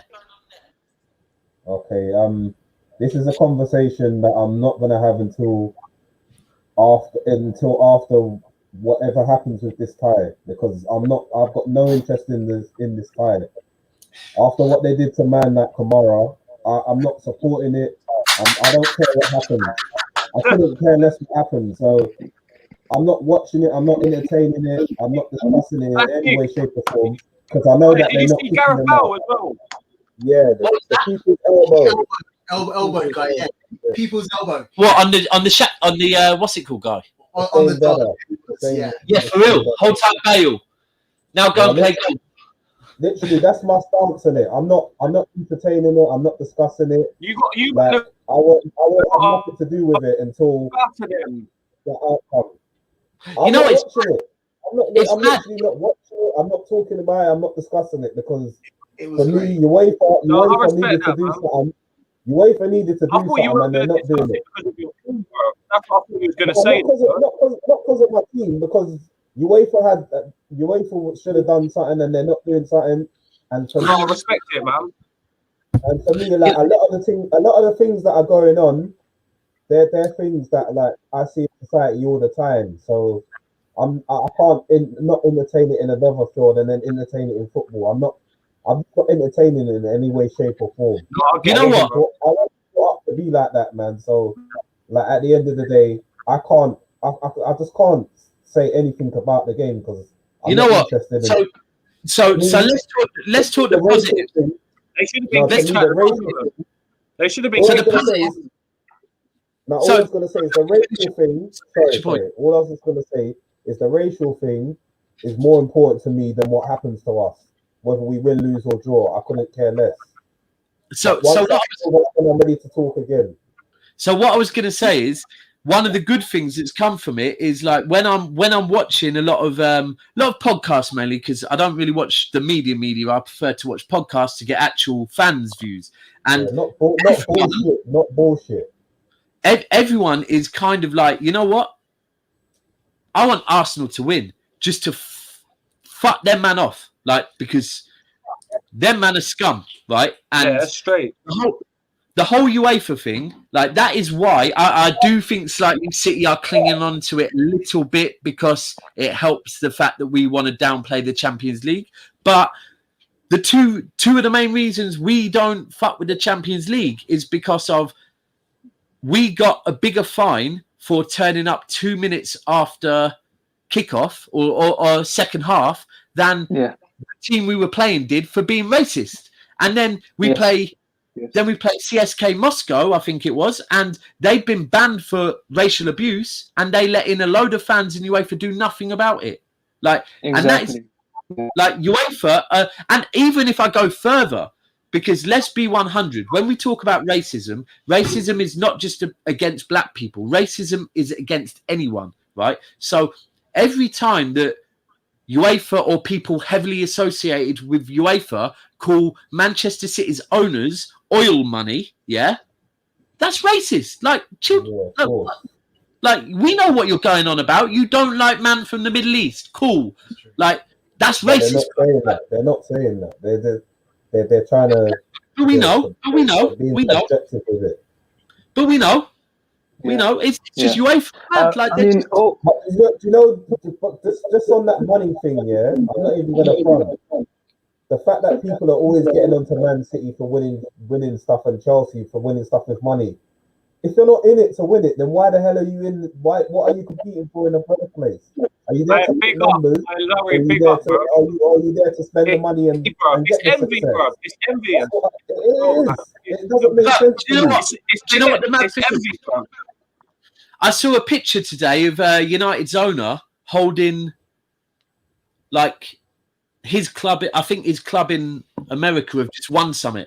Yeah, Super Bowl. Was it Super? And he's holding that bet. And a United fan on my Twitter put it up and said, if you're a United fan, this should make you sick, because this guy, is like, has he ever even come to a game, bruv? Yeah, so that's what I want. I'm perfect in America running my club. Yeah. No, what I like, the main reason. No, go ahead. Abdi, you go through, Abdi. Yeah, no, the main reason that we don't like the Glazers, not that they don't spend money, but it's the way they spend the money, and the fact that they spend it recklessly and without a care and without a knowledge of actually knowing what football player is. Basically not providing managers with the proper backup that they need, pushing Alex Ferguson to a side and not even asking him for, or not even talking to him about certain things, because this is, United is a club that has been under one manager for 27 years. That is a long time to move away from that transition, and it doesn't happen overnight. So when Alex Ferguson was there, he was the main reason that we was winning stuff, not the Glazers, not because of the money that they were giving for RVP, for Rio Ferdinand, for Van Nistelrooy. It wasn't. It was him. It was Alex Ferguson that kept. Okay, they didn't buy Dwight York and all of that. They bought Ferdinand. Abdi, just to back you on that, because I often say about Pep that sometimes Pep does get backed, but when you are a good manager, you deserve to get backed. So every now and again, when Fergie deserved to get backed, he deserved to get backed. He'd earned the right to be backed by his owners with the resources he needed for the transition that period. Exactly, and the thing with the City owners, and the Chelsea owners, and PSG owners is you can see the owners, they're really interested, especially Abramovich. He's a football man. They care, bro. The amount of games he's at is insane. The guy loves Chelsea. Like, there's no denying it. Bro, you guys see his face in that Moscow 2008 night, Did you see how devastated he was? That he still didn't win the Champions League. He was so angry. You could feel it. And you look at United now, bruv. We went into this season for a top 4 finish. The guy, Ole Gunnar Solskjaer, was given basically just 3-4 players and was told, just get us top 4. this is the level that we are now. That where a manager of a Manchester United is going into a season just for a top 4 finish, nothing to do with trophies. As long as you get a top 4, we're going to give you a new That's what it's contract. like with Arsene Wenger. Exactly. Do you know? I want to. Sorry, Laurie, 1 second. Laurie, I want to bring. Laurie, I want to bring you in, but before I do, I just want to pay Abdul and Man United. Actually, while you've been talking, I've been thinking, and a little bit, quite a lot of respect to United fans that for many, many years, Manchester United fans, probably since the Glazers have pretty much been involved. 2005. The yellow and green anti-Glazers thing, that Man United fans, and I don't mean their Twitter fans, I mean Man United fans from day have been fighting that and like and Newton Heath. The you man are like no, we're a historic club. We've won a lot. We've been spoiled. We've done it a certain way, and they back that. So let's move over, because I do think United and Arsenal are in very, very, very similar positions. Because I think in terms of ownerships. Yeah, no, in terms of so Laurie, what's your view on it? Like with Arsenal. It's more deeper for Arsenal though. Sorry, Laurie. It's more deeper. They don't get the funds as much as United get. No, they don't. They don't. So that's what I want. I want a fan's take on the situation at Arsenal. Like, Laurie, you on mute. I think your beard hit it.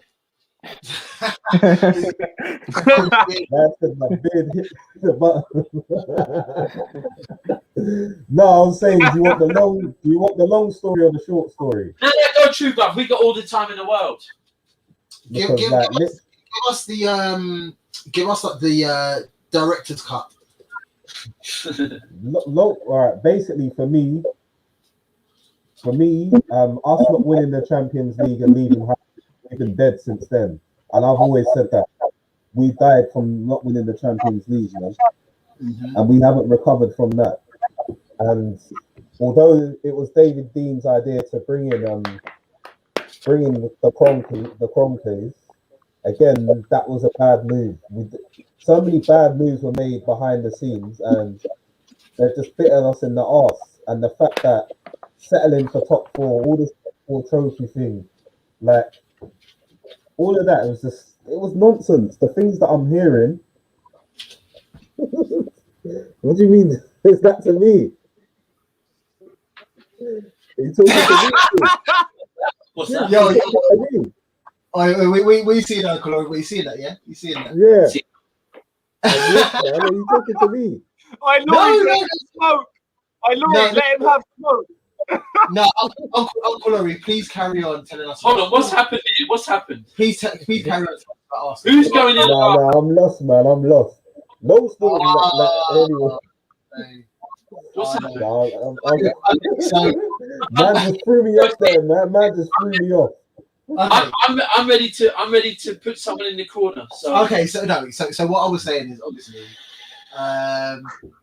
you asked the question to Uncle Laurie about Arsenal and like how they are, like owners, and how it is. But I'm not one of these cronky in, cronky out people. What I'm saying is, long story short, surely you got to pick a side. Surely you got to pick a side. Listen, we're bigger. We're not getting the respect because we're not acting like a club that is a big club. We're not coming with the big club ambitions that we have. So that we should have. And too much people in our fan base are puffing their chests and are settling for less. Okay. So are you? Okay. So, but I kind of knew you were going to say that because to be frank with you, when you talk to. No. I actually think when you talk to a real Arsenal fan and you get them, I mean, I'm not saying that you are a certain way on Twitter because you're certainly not. But when you get a real Arsenal fan in a real situation talking real football, they're realistic and they say like this. The whole thing is that people. That's what the RG is. If you don't remember, RG is realistic gunner, but because I've been taking on sort of like a different role within the social media at the moment. That's sort of why the persona slightly changed. Like I do like my football, and don't get me twisted. Like I like football. I like to bounce and that, but it's not that deep for me. The way things have been going on in the social media, it ain't that deep. The best way to be, bro. 100. It's the best way to So be. that's why, like, I'm realistic about my team. Like, I'm not one of these people that will see certain performances and have a reaction to it and be like, oh, all this. When people talk this Arsenal back, the Arsenal back thing does my head in. That Arsenal back thing really does my head in. Like, I'm not gonna celebrate and rejoice over winning 1 or 2 games. Trust me, I'm not gonna celebrate and rejoice after 1 or 2 games. And to be quite frank with you, no disrespect to the teams that have got doubles over us this season, but I'm not gonna front to you. Them teams are dog shit, and they're teams that we should be putting to bed. I'm sorry, Some of them. Wolves are dog shit. No, Wolves are dog shit, man. 100%. Don't get it twisted. Wolves are dog shit. 100%. Aston Villa without Grealish are nothing. It's true. So the reason I said what I said, obviously I'm not a malicious guy. I'm not a malicious. What did you say? I know that. I know. Yeah, You heard me talk about the old a bit, and then you kind of threw me off guard. No, I didn't. Long story short. So let me explain for the people who obviously don't know what's in this. So in our private chat, obviously we were talking about Man United and we talked about owners and stuff like that. Then Daps threw it to Laurie, who's an Arsenal fan, and talked about what it's like for an Arsenal fan with owners who are stubborn and don't want to spend. They'd rather invest in their USA NFL team and stuff like that, right? So then Jay said, obviously, Jay, whose owner is highly concentrated on their football team. He's heavily invested in how Chelsea do and stuff like that. That's not the same for Man United fans. That's not the same for Come on, bruv. You're doing bare. I get it. I get it. You feel you feel mad guilty. I get it. And it's not. It's out of character. Okay. What have you done? Come on. What have you done, bruv? Right? It's all blessing, man. It's all blessed. Yeah. Just get to the point. You're talking about waffle, and look at you. Do you know what? In it, I am big up Laurie. Guys, listen. My guys, every topic. So yeah. So I was like, yeah, obviously. Hey, that was classic, bro. Look, man. Arsenal. I feel like I'm back at uni, man. I feel like I'm back at uni. Trust me. So Arsenal, obviously, Arsenal owners coming with a uni talk, man. So yeah, so Arsenal fans that go to games and stuff like that. Yeah. Basically, after this Arsenal waffle, bro. Just you know what? Get out there, bro. You know what? It's cool. Soups is on the fence because he's not used to Soups. He's chewing the fat. He's literally chewing the fat, man. Soups is good, kind people, yeah, and he doesn't know how to deal with this situation right now, yeah. So he's just, but ultimately, let me out of it. What I get it. This isn't about Laurie. This is. What's happened here is, yeah.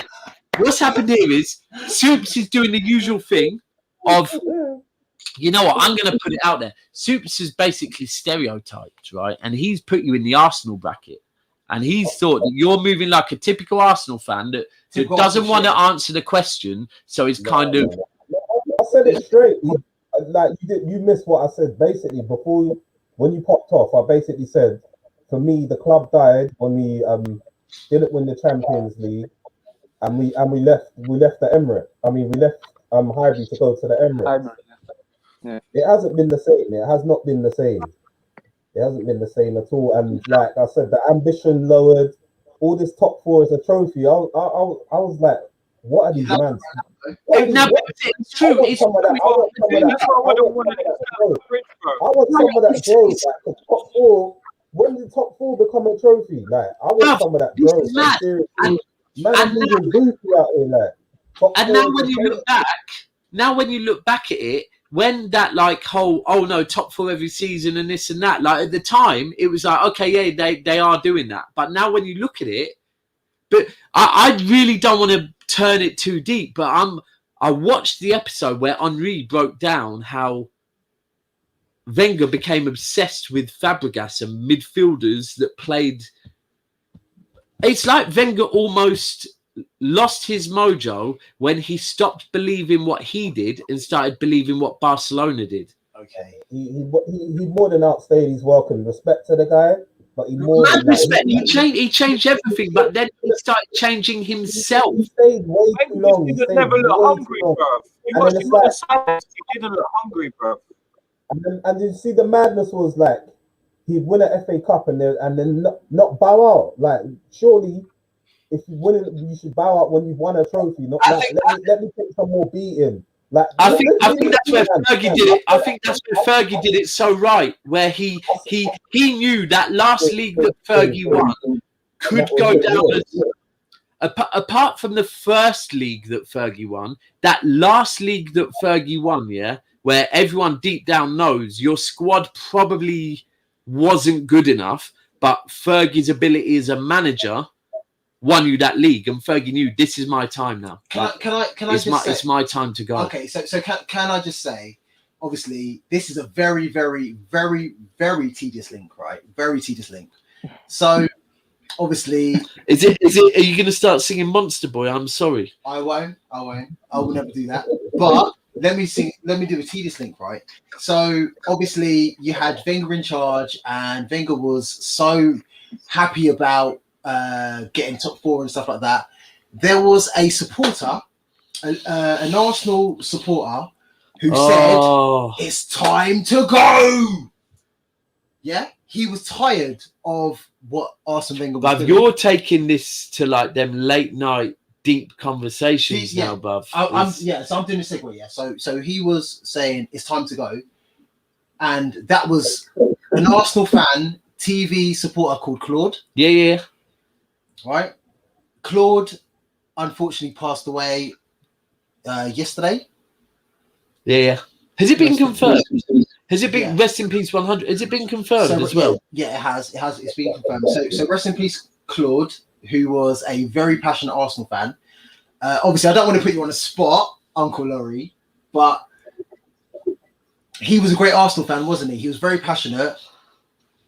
Have you got any words to say after hearing the news of Claude's passing?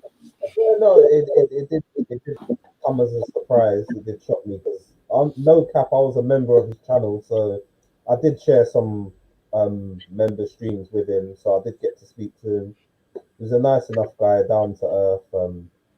Obviously, the problems, we don't know what's happened. We can't speculate, but things were things were deeper than we know. But like some of the things, like he's taught a lot of people a lot of things, and it's unfortunate that, again, not taking anything away from what his passion or how he felt about the club or whatnot.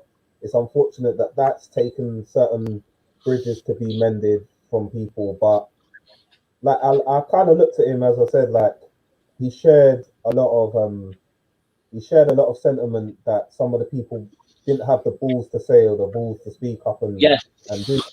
It's as simple as that. And like, rest in peace to the fella. Word, no, he did, bro. He did. Real talk. Of course he did. 100%. I think right. So I think what you touched on is very interesting because obviously he had however much people have, and I think this is interesting, and it's a respect to you for bringing it up because it is a dodgy conversation where you could instantly get backlash. But the fact is, does anyone deserve to be abused? No, right? No, however, no. However, he has abused people himself as well, and I'm not saying right. So for that reason at all. I think that the whole thing is we all need to be weary when we like, because when Gunnar was on and Gunnar was actually talking about what makes us have the right to start talking about certain players in a certain way. Do you think players are going on the pitch to lose? No, bruv. They're going on to do their best. They want to win. They would not be at this level of football if they didn't want to win. Yeah. So when you abusing footballers, actually, what gives you the right to start in footballers? Like, you know what my thing is as well? You know what my thing is as well? Pissed me off tonight, bro. I wasn't going to say. Do you know what my thing is?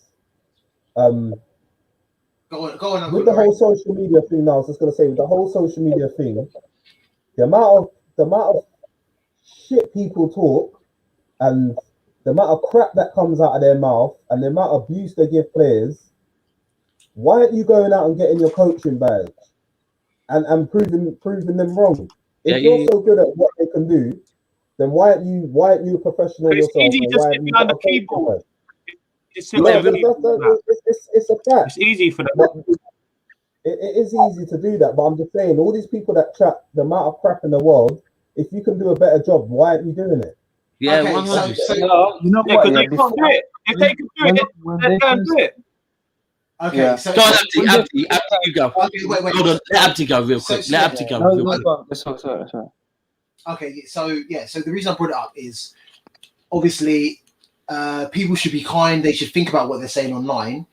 Abdi, if you had to give advice to a younger Abdi who's just joining social media or someone else who's doing stuff on social media, what would you tell them to be kind? Yeah. The first thing I would say is about this whole thing, especially when it comes to Twitter, is not somewhere where you can have like sensible talks. This is very rare you can find people who want to have sensible talks with you. It's all about it's all about who can get the news out first. So the lie is more entertaining than the truth itself. Do you see what I mean? So all I would say is, first of all, get your facts right before you speak. And secondly, let people have opinions. There is a reason why people have opinions. As long as that opinion is not disrespecting anyone else or is not abusing the human rights or just the freedom of anyone else, then you have to respect other people's opinions. And then also that way, obviously, other people will respect your opinion. And then the third thing I would say is just make sure that you're aware that this is a platform and you're responsible for everything that comes, that is written on there. There's consequences. There's consequences to the words that you say.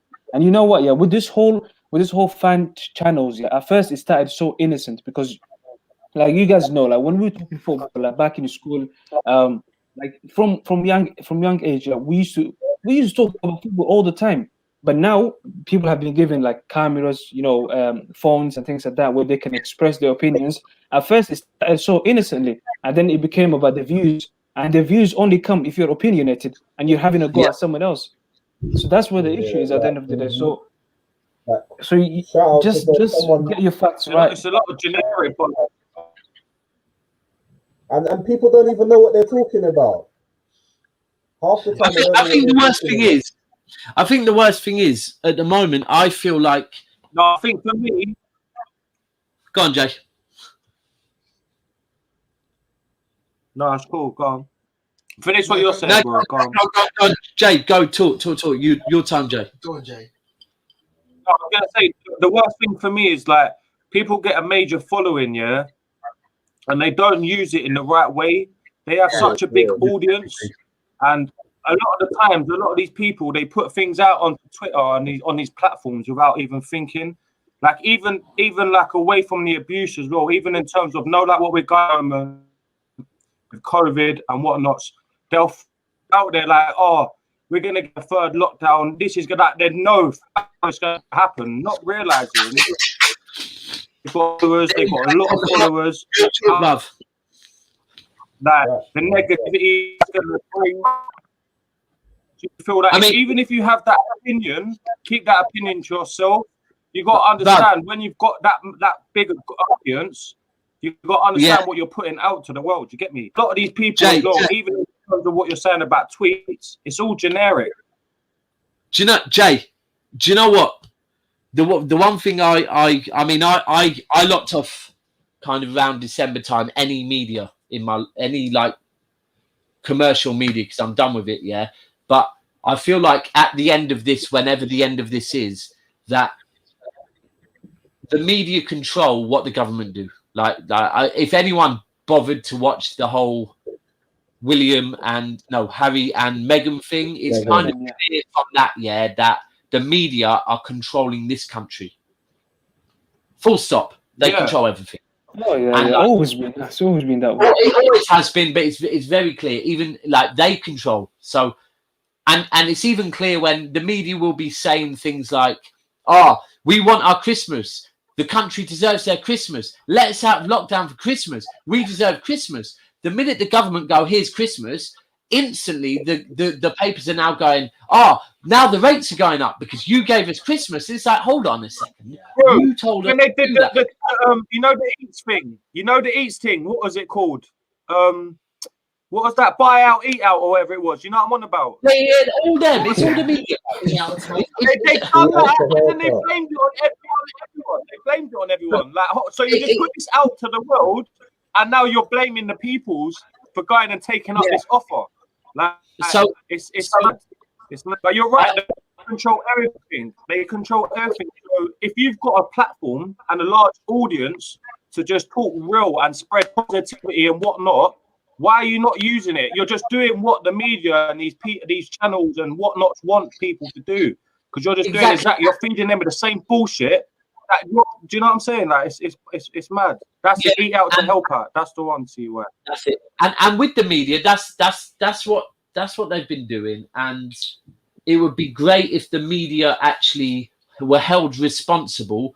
But when we say the media, this is where actually, as podcast hosts and people that come on podcasts, that actually we need to go, you know what? I don't want to be like them. So therefore, I'm not we've got power to do that and spread positivity. It's mad. It's in our hands to do that. Yeah, we don't have power, but it's the same as with racism, right? That if you say, you know what, if power right now, yeah, what if we right affect one or two, our mind. And that's what I'm saying. It's the same as with racism, yeah.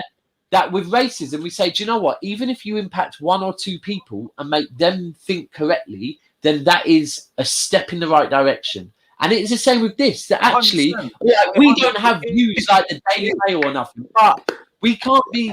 This is what I'm saying. And you know, like Soups, like we had this discussion before, yeah. And we kind of like didn't really, you know, when we had that discussion, and we're gonna get too deep into it. But yeah, you're like, no matter how small the people are doing it, if it's one or two people, you're still making that change. But the thing that annoys me, even though when I'm talking now about these accounts with like 20, 40,000 followers and they're still spreading the same bullshit, they've got more of a following we have. So therefore they can make more of a change as well. And them making that change and standing, say, with us making that change as well, it's only going to help. So when Thierry Henry's doing it, and big respect to Thierry Henry for what he's doing, there should be other people with the same audience and the same power and platform standing up with him and making a difference. Do you get me? The more that do it, and the more the bigger and the better it's going to be. Do you know what? The other thing is with that, is that like the one thing that I have really, I always say I've been on a journey the last year and a half, and I've never seen myself, and I pray to God I've never been racist, but I definitely have been guilty of, without meaning to, doing the whole deflection thing where I'm like, oh, but I've been through it like myself, and I don't do that no more. I understand, like, this isn't about me, therefore that's a different argument. We deal with that on another day, right? So when people like Henri do this, the one thing I've clocked off my brethren is a few of my brethren that are black have switched off. They're done. They're like, I've done this argument too many times and I can't be bothered with it no more. That to you lot are ready and you're just switching on to this racism thing. I've dealt with it my whole life, right? So respect to people like Henri, people like Rashford's more done the class thing than the but all these have been through things for their whole life, right? People, they might be bored. That's why I respect it. So this is like, no, you see, you just mentioned Rashford. Like, this is why you see, like, I think as well with our the generation coming up, like you got Reece James as well, another one who's doing bare for the community and that. Yeah, these type of players come up from struggle, so they understand it. You get me? Like, it's like, say one of us, if we come into football, like, and I know myself, if I become a footballer when I was younger, I made it, I'd be wanting to make a change, and I'd use the platform I've got to make a change. And these kids that are now playing football are starting to do that. And it's not all of them, but there's more, and there's more of them doing it, you know. It's making, look at Rashford and whatnot, then it is making change. And the more others do. But what I want to see now is, if you imagine, because I'm going by my friends, and quite a few of my friends are bored of it. Like they're kind of like, yeah, but man's been having these battles my whole life. So It's great Rashford and Henry are doing it. But you see what we need to see now? We need to see some white people in the game starting to go, you know what, Rashford? You know what, Henry? Let me take that baton and let me come with that baton. Because all of a sudden, when I come with that baton, you chill out because you've probably got no energy left because you've been fighting it your whole life. But also, it's much more powerful because some people that won't listen to you because they're racist might listen to me because I'm white and they're white. But also, I think with Rashford, the key is once we get past racism, people understand classism is there. And that needs to be dealt with just as much as racism. So once we overcome the classism thing, the racism thing, classism is a big deal. So that needs to be addressed as well. It is not just one thing, it's both of them. And again, I said it earlier, this isn't just about black people. Although this comes from BLM, this is about every single country. This is about white English people. This is about Polish people. This is about Indian people. This is about everyone. Like, come on, we are a multicultural. This is about gypsy travelers. We're a multicultural country, and it's a beautiful thing because without that, we probably wouldn't still be here as a country. So we need to just embrace everything and support everything. Like, and people from, I want to see some big. I want to see the Harry Kanes. I want to see the. Who have we got? Okay, now who have we got? I want to see some powerful white Englishmen come out and support the movement as well. Now, yeah, I mean, I think they do support it, but they need to do it more in terms of in the light as well. I know exactly what you're saying. They need to do more. Actually, come out and make a stand because I know there are players that still support it, and that like Mason does a lot with Reece James. I know that. Just of course they will. I know he does things. But you know what? I know he needs to make more of a stand. I get that. They do. Listen. Especially that Harry Kane, he's the captain of England. He's the captain of England. Kane, he's got a big voice. Forget Harry Kane. You know who's done a big deal? Prince Harry, bruv. He's gone against his whole family. He's gone against the whole... There you go. Yeah. Like that is it. And people need to understand he's done that. Like he's been educated. That's big like, it's taken a while, but he's been educated. Yeah, but he went through shit with his mum. You get me? He's gone through a lot of stuff with his mum and that from back in the day. So he was different anyway. You get me? He's a different. I'd never class him as like the rest of the royal family anyway. I think I'm saying he's different. He is, but you know what? If you actually look back at his history, he's made some silly mistakes himself. He wore a swastika, bruv. Like, let's be 100. The guy is on, and it's fine. If you are on a journey and you've been educated on your journey, that's cool. The problem that was that party thing, isn't it? Yeah. The problem in this country is the people that aren't willing to be educated. Like, there's no harm in getting things wrong and saying, you know what, my bad, I got it wrong before because of how I've grown up and the people that have been around me. Like, my dad, grew up in Manchester in a predominantly white area. He once told one of my mixed race girlfriends they reminded him of Naomi Campbell. Yeah, mixed race, Naomi Campbell, right?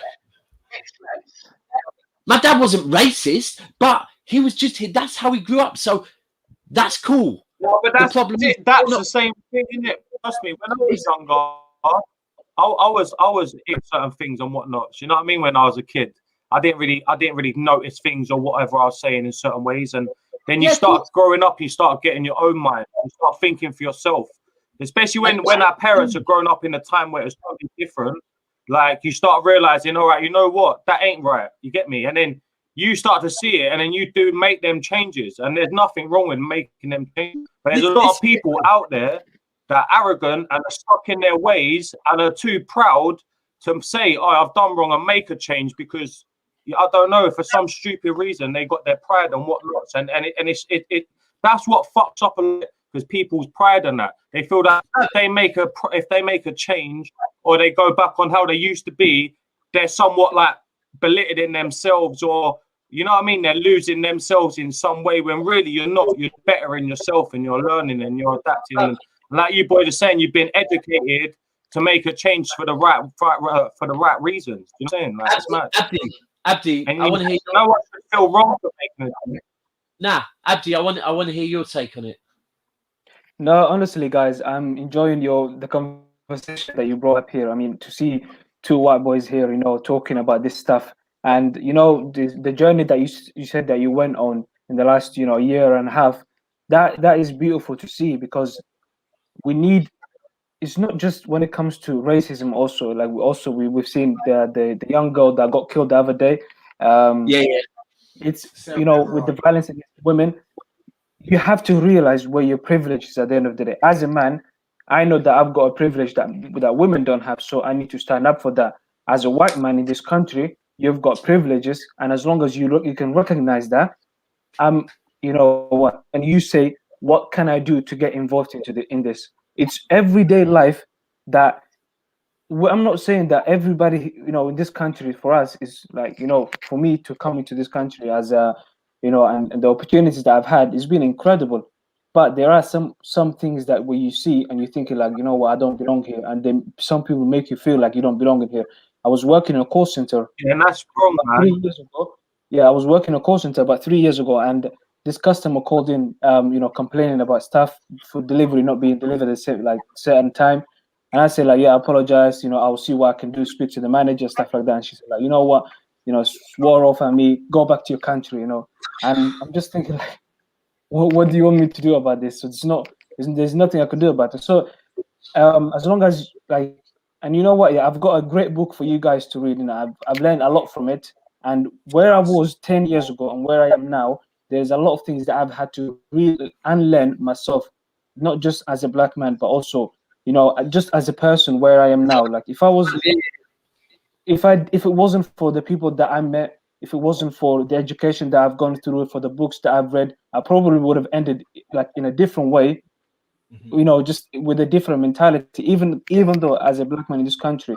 So I've learned about the history. I've gone through that story. So there's a great book that's called Unlearn, and it's written by this Canadian writer. It's absolutely brilliant, and it tells you about the journey of like everything that you've learned so far. And that's what Jay was saying, actually, like, what can I learn to do better? I'm not gonna let the pride and ego get in the way of my thinking going forward. So I absolutely love to see that, two white boys here getting involved in the conversation to move this conversation forward. And that's what we want to see from footballers, because at the end of the day, I used to think this way. I used to say to people, like, why do we need celebrities to get involved in social issues? But then it hit me. These celebrities actually, they benefit from people giving them money. Like, you see what I mean? Like, if it wasn't for the fans bringing in the money, do you see these players making? Do you see football as it is now? Like, it's dead without the fans. So we need obviously more inclusivity. Of course, that the media coverage, all of that. They need the fans. They need it. Exactly. If no one watched the TV and watched the footballers, and there was zero people going to the stadiums and whatnot watching them, their clubs ain't gonna have finances that they have now. You understand? They're not gonna have that. Of course not, because without fans, football, sports, whatever it is, acting, the whole lot, without fans, people watching and that, it's nothing, bro. That's why they've got the money in the first place, and that's why sports and acting and whatnot have got the money and the lengths it is now in terms of finances have just shot up over the past 20 to 30 odd years.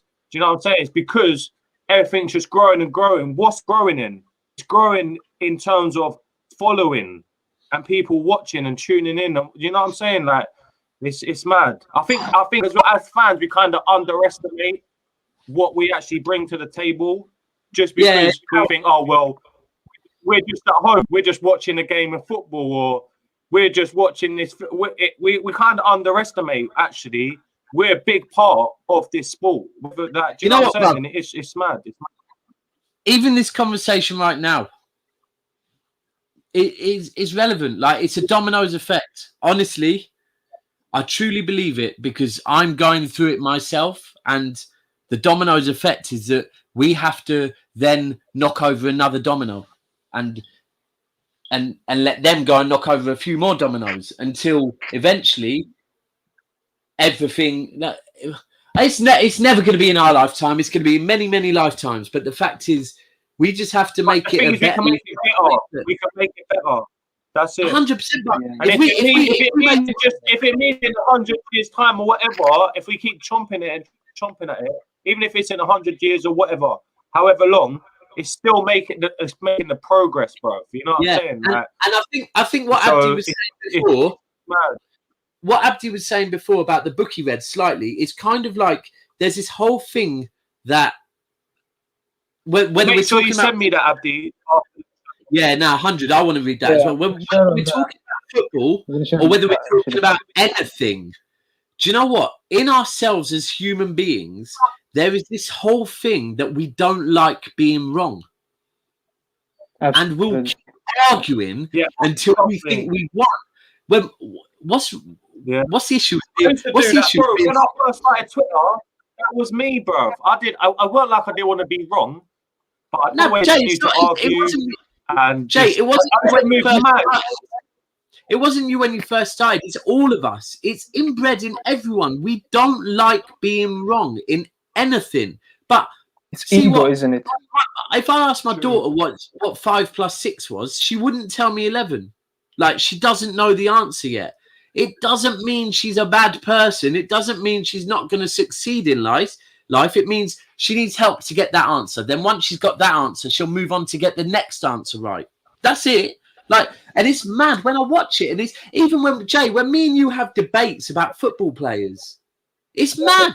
Like getting angry over it. And it's like, this is just a debate over a football player. Neither of us are ever actually going to have the answer. Earlier on in the group chat, I was getting I've been busy all night. And that's the whole thing with honestly. The thing is, the difference with me. Sorry, go on. The one thing that I like, again, one of the biggest things I learned last year was white privilege, because my whole life I've thought white privilege was an insult. It's not an insult. It's not an insult at all. It's just a fact. Like, that is all it is. It's a fact. Like, I can do stuff that some of my friends can't do. And I haven't asked for it. I haven't paid for it. I haven't done anything for it. I haven't begged for it. Nothing. It's just a fact. And I don't know about. And often the most difficult thing is that none of us know about it because we've never experienced it. Because we can go to the shop and come back in 5 minutes. Brethrens are taking 25 minutes because they're being stopped for nothing. I think the worst thing with me when I was first on Twitter was like, you see, when I'd have arguments in the wrong and shit, I felt like I let my pride take over in terms of I didn't want to apologize for something I did wrong or whatever. I'd rather be stubborn and think, you know what, fuck that. Like, I ain't apologizing. But now, in the last 6 months, I've changed a lot, especially if you know me on Twitter. I don't get into the altercations. I don't stuff. Even when people on my stuff, I just kind of just turn a blind eye to it. Whereas before, I just have on arguments on Twitter, and like I can have an argument with Dap, say for instance, or with Soups, or even in the chat earlier, and I know maybe I've gone overboard on something. Where and now in myself, I don't fit away to go, oh, you know what? Sorry for saying that, or my bad. I don't feel as I'm chipping at my pride or whatever. It's like, you know what? It makes you a bigger man if you can apologize, you know. I can't come to terms with that, whereas before I was kind of reluctant to do that. Listen. If anyone wants to, I don't know. I know Soup's situation. I know Jay's, Abdi. I don't know your situation, but if you ever want to get married, you need to learn to apologize. You need to learn to apologize, because trust me, if you're not willing to apologize, it's long, bruv. It is long. Like, yeah. I've been married for 5 years now. I'm getting the practice.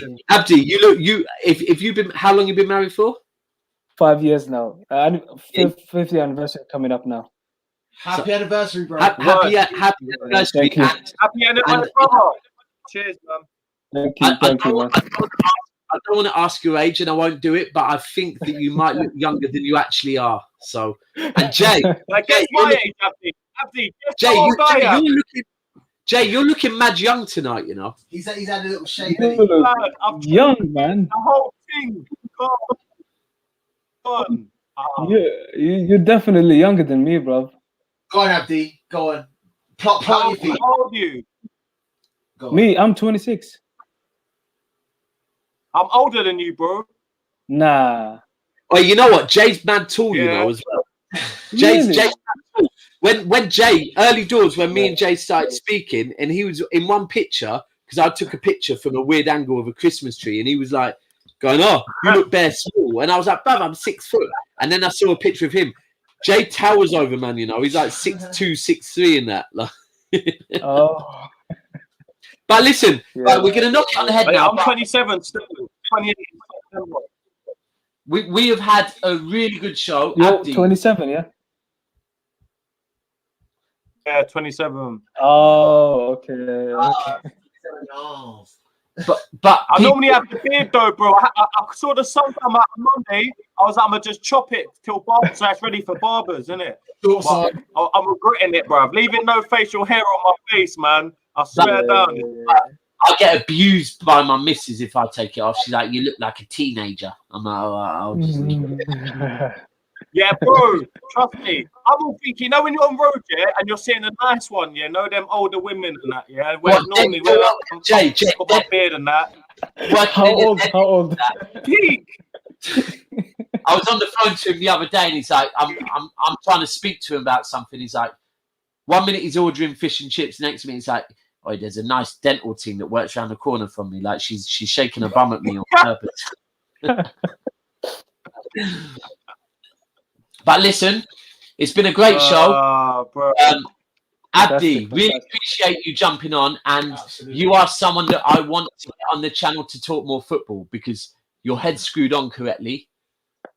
Yeah, I appreciate that. I look forward to it. Honestly, I appreciate that. Honestly, and Jay, you're already on the channel. You already know. Jay, just sort out your bloody internet, mate. CY is on the comments. No, on the quick one, CY23 in the comments. Follow me on Twitter, G. Always shine love as well. Abdi, CY, lovely to see you as well, bro. Pleasure. Nice to meet you, Jay.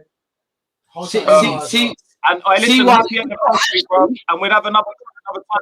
Follow me on Twitter. Actually, CY, Abdul, Umar, sensational followers. They are the type of subscribers and followers that we like because they get involved. Umar is my G. Umar is the guy, yeah? You know what? If he's United fan on my Twitter, they're just showing fair love. Umar just followed. Big up Umar, yeah?